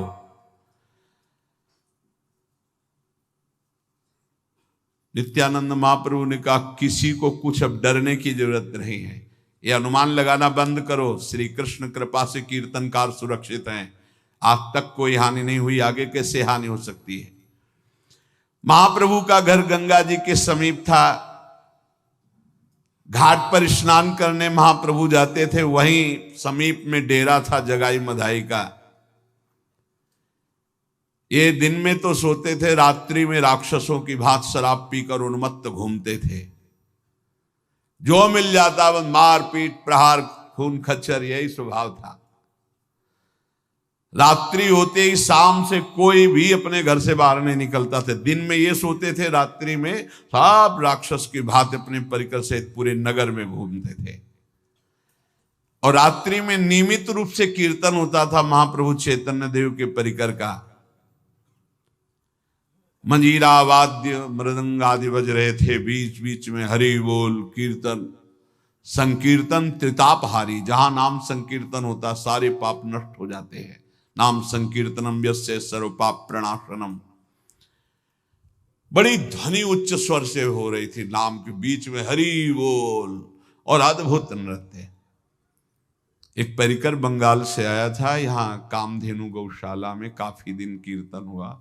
क्या कीर्तन था, अचल बिहार में रहते थे कि बाहर निकल करके एकांत खड़े होकर सुनो तो रोना ही रोना केवल, ऐसे आर्त भाव से नाम का कीर्तन। बंगाल प्रांत से आए हुए थे, 15-20 दिन ऐसे कीर्तन की धूम मची थी, पूछो मत। जब भाव से चित्त जोड़कर कीर्तन किया जाता है तो एक अद्भुत आनंद आता है। अब कीर्तन की ध्वनि तो इनके डेरे में पहुंचती ही होगी, और नित्यानंद महाप्रभु ने कीर्तन सुनाया ही था। महाप्रभु ने भी मुस्कुराते हुए कहा था कि अब इनका तो कल्याण हो ही जाएगा। एक दिन रात्रि के समय नित्यानंद महाप्रभु के घर की ओर वो आ रहे थे। महाप्रभु ने देखा कि ये दोनों उन्मत्त होकर जा रहे हैं नगर की तरफ, और ये शराब में चूर एकदम नित्यानंद महाप्रभु उधर से निकले, बोले कृष्ण कृष्ण कृष्ण कृष्ण जोर से, कृष्ण कृष्ण कृष्ण कृष्ण कृष्ण कृष्ण कृष्ण हे। जैसे कोई चिढ़ रहा हो ना तो चिढ़ाए दूर से। वो मदिरा में बेहोश हुए। उन्होंने, कौन जा रहा है, कौन ऐसा कह रहा है? नित्यानंद महाप्रभु चुप होने की जगह बोले कृष्ण कृष्ण कृष्ण कृष्ण कृष्ण कृष्ण कृष्ण हे। बोले कौन ऐसा है जो मेरे से डरता नहीं है, ये बोल रहा है? नित्यानंद महाप्रभु ने कहा, क्यों, तेरे से क्यों डरे, क्या है तेरे में जो मैं डरूं? मदाई ने कहा, कौन है तू, मेरा नाम नहीं सुना, कहां जा रहे हो रात्रि में? नित्यानंद महाप्रभु ने कहा, संकीर्तन हो रहा है, तुम्हारे जैसों के भाग्य में नहीं बधा है, नाम कीर्तन हो रहा है, उसमें जा रहे हैं सम्मिलित होने के लिए। तो तुम्हारा नाम क्या है? बोले अवधूत। हे अवधूत कोई नाम होता है? हमें चिढ़ा रहा है। गुस्सा हो गए वो दोनों। अवधूत अवधूत अवधूत कोई नाम होता है? ये दिल्लगी कर रहा है मेरे बल को जानता नहीं। और उसने एक सुराही रखी हुई थी, ऐसे सुराही उठाई, मारी जोर से, पूरी सुराही नित्यानंद महाप्रभु के मस्तक पर लगी और उसका मिट्टी का पका हुआ पात्र जो फूटा, वो ऐसे उससे रक्त स्राव होने लगा।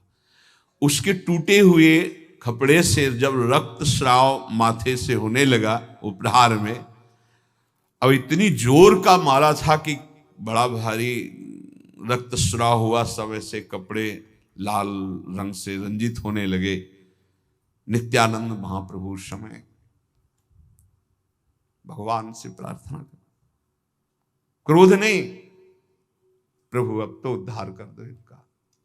क्या संतों का हृदय होता है। महाप्रभु नित्यानंद जी रोने लगे और कहा, प्रभु अब इनकी दुर्दशा हमसे नहीं देखी जाती।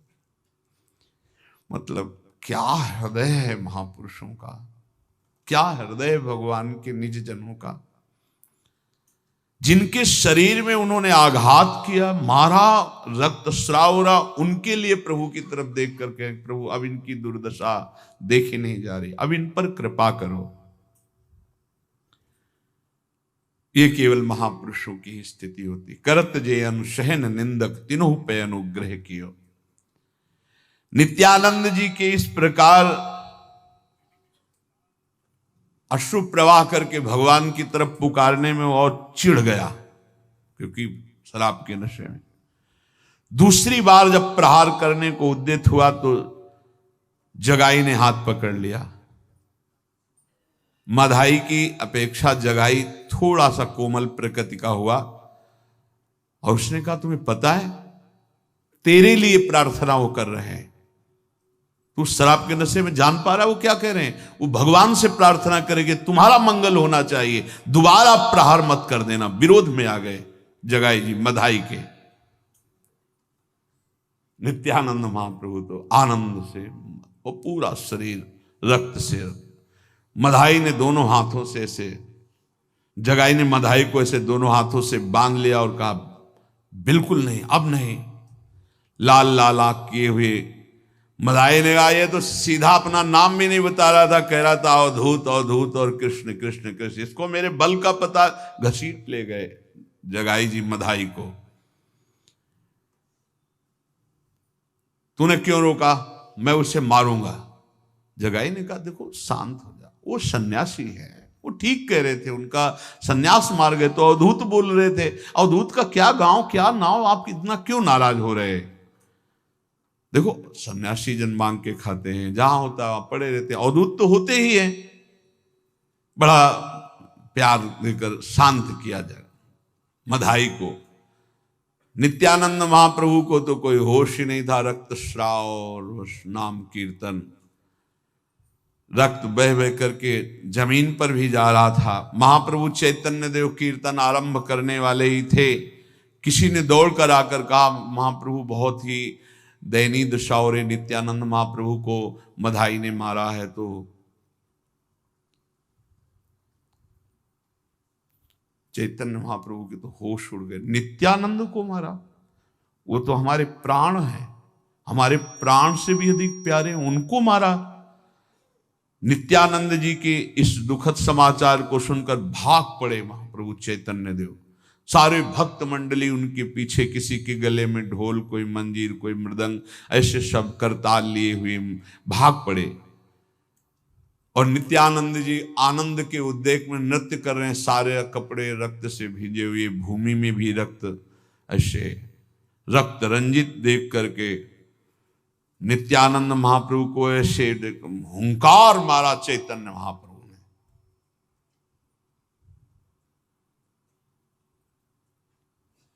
मानो सुदर्शन का ऐसे करके, तो नित्यानंद महाप्रभु ने देखा तुरंत और चरण पकड़ लिए, कहा प्रभु नहीं नहीं नहीं, प्रभु नहीं, इसके लिए आपका अवतार नहीं हुआ। प्रभु आप इनको परिवर्तित कर दीजिए, इनके स्वभाव को परिवर्तित कर। कितनी दयालुता! प्रभु आप पापी का संहार करने के लिए अवतार नहीं लिए, आप पाप का संहार करने के लिए अवतार लिए। प्रभु इन पापियों पर दया करो, प्रभु मेरी प्रार्थना निष्फल न जाए, इन पर कृपा करो, प्रभु इनका उद्धार करो। प्रभु मैं दीनहीन आपके ही बल से उद्धार की बात करता हूं, यदि आप इस पापी का संहार कर देंगे, मेरी अंदर की जो प्रार्थना है वो निष्फल हो जाएगी। मैं संहार के लिए प्रार्थना नहीं कर रहा, मैं इनके पाप संहार की प्रार्थना कर रहा हूं, इनको साधु बनाने की, इनको भगवान नाम प्रेमी बनाने की प्रार्थना कर रहा हूं। हे महाप्रभु गौरांग देव, ये सच्चे कृपा के अधिकारी हैं आपके, आप अनुग्रह कीजिए। नित्यानंद महाप्रभु ने गोरे चरणारविंद में मस्तक रख दिया और कहा प्रभु इनको दंड नहीं, इनको निष्पाप कीजिए। चैतन्य महाप्रभु ने नित्यानंद जी को उठाया और बोले आपने आज मेरे जो क्रोध उत्पन्न हुआ था उसको शांत कर दिया, नहीं आज पता नहीं क्या हो जाता। सभी को ऐसा महसूस हुआ था कि सुदर्शन चक्र गर्जना करते हुए महाप्रभु के हाथ में आने वाला है, ऐसा सबको दिखाई देने लगा था कि आकाश मार्ग से सुदर्शन, जो भक्तजन थे, सुदर्शन चक्र आ रहा है। कोई आश्चर्य की बात नहीं है। अम्बरीश जी के पीछे सुदर्शन चक्र रहता, दुर्वासा जी को त्रिभुवन में भगाया, फिर ये तो भगवान के साक्षात अवतार हैं, कोई साधु महात्मा थोड़ी, ये ऐसा थोड़ी कि तपस्या करके भजन करके फिर ऐसे नहीं, ये तो अवतार है। आचार्य भगवान ही अवतरित होते, जब जब होए धर्म के हानि तो तब तब तनुधरि प्रकटतानि, जाने और दूजो नहीं। वो स्वयं सच्चिदानंद बपू भगवान ही, दूसरे कोई किंचन मात्र है। ये भावना कभी ना करे। एक होते हैं कि जन्म हुआ मानव की तरह, फिर साधना करके वो भगवत स्वरूप होते हैं, और एक होते साक्षात भगवान अवतरित होते हैं। जैसे श्री कृष्णचंद्र जी की बाल लीला, जैसे श्री कृष्णचंद्र जी की कैशोर लीला, ऐसे आचार्य की बाल लीला, कैशोर लीला। और ये जगत में प्रभु आते हैं दुष्टों का विनाश करके धर्म स्थापना के लिए, ये आते हैं दुष्टता का विनाश करके धर्म की स्थापना करने के लिए। प्रभु कृपालु हुए, नित्यानंद महाप्रभु की प्रार्थना पर बहुत से भक्तों ने एक साथ प्रार्थना की, प्रभु नित्यानंद जी का संकल्प पूरा होना चाहिए। प्रभु आप करुणा करके अवतरित हुए हैं ऐसे पापियों का उद्धार करने। प्रभु यदि आप क्रोध करेंगे तो खलबली मच जाएगी पूरी सृष्टि में, क्योंकि आपके क्रोध को, इसलिए समस्त भक्त मंडली ने प्रार्थना की प्रभु नित्यानंद जी की बात पूरी होनी चाहिए। ये अब भक्त मंडली को ऐसे प्रार्थना करते देख करके देखा कि भक्त मंडली कांप रही है। कोलाहल पूरे नगर में मच गया कि नित्यानंद जी को मारा जगाई मधाई ने। प्रभु शांत भाव से चुपचाप खड़े हैं, किसी को कुछ पता नहीं कि क्या करना चाहते हैं।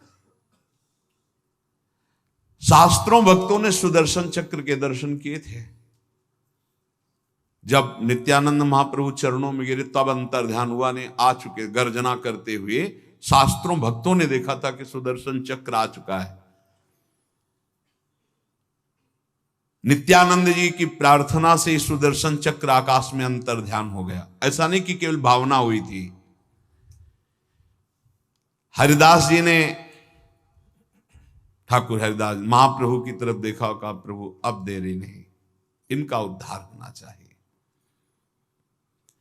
और प्रभु मधाई ने मारा, जगाई ने बचाया है। मारने का शब्द हट गया, बचा। मेरे नित्यानंद के प्रहार को उन्होंने दोबारा रोका, श्रीपाद की रक्षा की, मधाई को ऐसे रोका। प्रभु अब तो कहां है वो? शरीर पुलकित हो गया, दौड़ पड़े, जाके जगाई को गले से लगा लिया। महाप्रभु का स्पर्श, यही तो प्रगट अवतार में सुख होता है, पर समझ नहीं पाता, कोई बिरला ही समझ पाएगा। और महाप्रभु ने कहा, तुमने मेरे प्राण प्रिय भाई नित्यानंद की रक्षा की, तुम रक्षक हो, तुमसे बढ़कर मुझे कौन प्यारा हो सकता है। बार बार ऐसे गले से लगाते हैं। प्रभु का आलिंगन जी मिला तो कुछ बोलने की जगह मूर्छित हो गया। जब चेत आई तो चरणों में लौटने लगा, मुझ पापी का उद्धार कर दो प्रभु, मुझ पापी। प्रभु के आलिंगन मात्र से पाप नष्ट हुए तो हृदय में दैन्यता आई, रोने लगा खड़े होकर। प्रभु यदि हम पर प्रसन्न हो तो हमारे भाई मधाई पर भी प्रसन्न हो, उसके अपराध को क्षमा करो प्रभु, करुणा करो। अब तो मधाई कांपने लगा, बार बार अंदर जलन पैदा हो गई कि मैंने ऐसे महापुरुषों पर प्रहार किया। बस सोचते सोचते एकदम गिरा और चैतन्य महाप्रभु के चरण पकड़ लियो। कहा, प्रभु कोई हम में इनमें कमी नहीं, जैसा मैं पापी हूं ऐसा ही पापी रहे। जब इन पर कृपा हो गई तो प्रभु मुझ पर भी कृपा करो। मैं माना कि प्रहार किया है तो प्रभु आप जो चाहो दंड दो, पर कृपा करो। दोनों भाई बार बार चरणों में लौटते हैं, हाथ जोड़ते हैं। ये नाम का प्रभाव, संपूर्ण शरीर धूल धूसरित हो रहा है, बार बार खड़े होते हैं, बार बार लौटते। अब पूरा नगर अवाक है कि ये राक्षस ऐसे क्रूर हिंसक और ये दशा, ये तो केवल महाप्रभु चैतन्य देव की कृपा का स्वरूप है। महाप्रभु ने बड़े रोष में भरकर कहा कि मधाई मैं तुम्हें कभी क्षमा नहीं कर सकता, क्योंकि तुमने नित्यानंद महाप्रभु के ऊपर प्रहार किया है। यदि वे क्षमा कर दे तो मैं क्षमा कर दूंगा, अन्यथा नहीं। ऐसी बात सुनते ही मधाई भागा और नित्यानंद महाप्रभु के चरणों में फूट कर रोने लगा और कहा, मुझ पापी को क्षमा। उन्होंने कहा, भैया मैंने तो माना ही नहीं कि आपने अपराध किया है। अब वो चिल्ला चिल्ला के इतनी जोर से मधाई रोने लगा। महाप्रभु ने, नित्यानंद महाप्रभु ने ऐसे गले से लगा और कहा, भाई पुचकार ने, भाई मैंने माना ही नहीं कि तुमने ये हृदय केवल भगवान और भगवान के निज स्वरूपों में होता है, या तन्मय जो हो गए भगवान में ऐसा होता है, अन्यथा नहीं। नित्यानंद महाप्रभु ने इशारा किया कि फिर भागा, चैतन्य महाप्रभु के चरणों में गिरा। अब चैतन्य महाप्रभु ने नित्यानंद जी का इशारा समझकर मधाई को भी हृदय से लगा लिया। श्रीपाद तुमने इस जगाई मधाई का उद्धार कर दिया। महाप्रभु कह रहे हैं, आज मैं इनको अभय प्रदान करता हूं, कोई भी पाप कोई भी ताप आज के बाद इन जगाई मधाई को स्पर्श नहीं करेगा। अब आप विचार करके जरा देखिए क्या है, कैसी कृपा होती है। नित्यानंद महाप्रभु ने कहा, प्रभु ये तो आपका प्रताप है और ये आपका स्वभाव है कि सदैव करते आप हैं और श्रेय देते हैं अपने जनों को। करें करावें आप सब, जने बढ़ाई दे। पतित पावन गौरांग देव, ये आपकी ही सामर्थ्य है, ये निमित्त मात्र आपने मुझे बनाया है। महाप्रभु ने दोनों भाइयों को ऐसे अंक में, आज मैं तुम्हें समस्त पुण्य प्रदान करता हूं और आज से तुम्हें महाभागवत पदवी दूंगा। ये अब तुम्हें कोई पापी नहीं कह पाएगा, तुम हमारे अंतरंग हो गए। आज से तुम पूर्ण पाप रहित हो गए। जगाई मदाई फिर चरणों में गिर रहे। अब तो हृदय एकदम निर्मल होता चला जा रहा है। पैर पकड़े हुए माथा बार बार रगड़ रहे, प्रभु प्रभु करुणा में। मंत्र मुग्ध की भांत पूरा नदिया नगर एकत्रित हो गया। ये क्या ऐसे राक्षसी स्वभाव के शासन करता नाक रगड़ रहे महाप्रभु चैतन्य देव के चरणों में।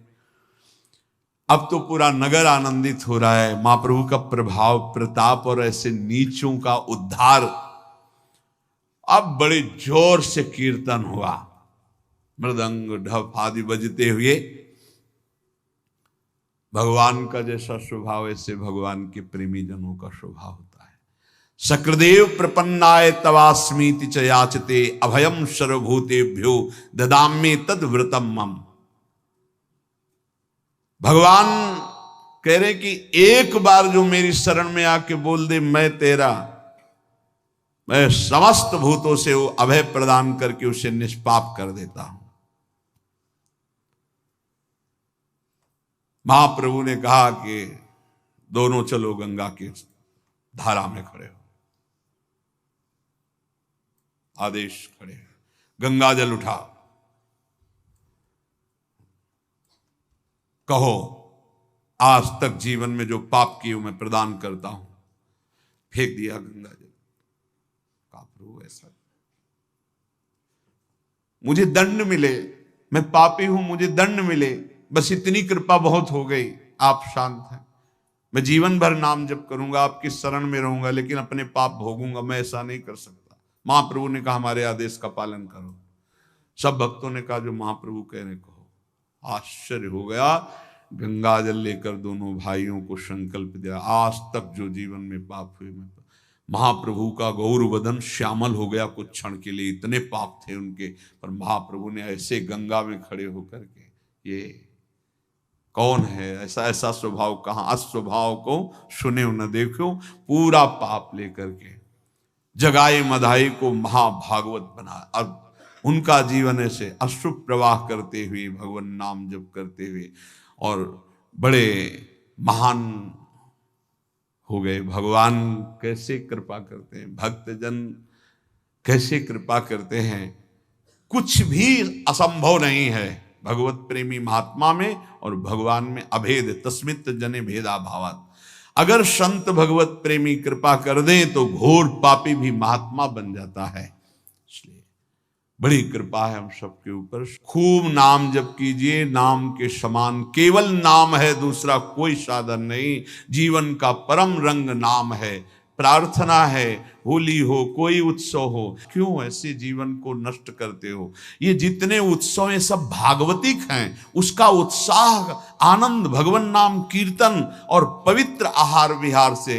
इसलिए जिनके कानों में शब्द पड़ रहे हैं, थोड़ा भी अगर धर्म है, थोड़ी भी सुकृत है, थोड़ा भी भाव है, तो मदिरा पान मत करना कि भाई होली आ रही है, काहे को जीवन को नष्ट करोगे।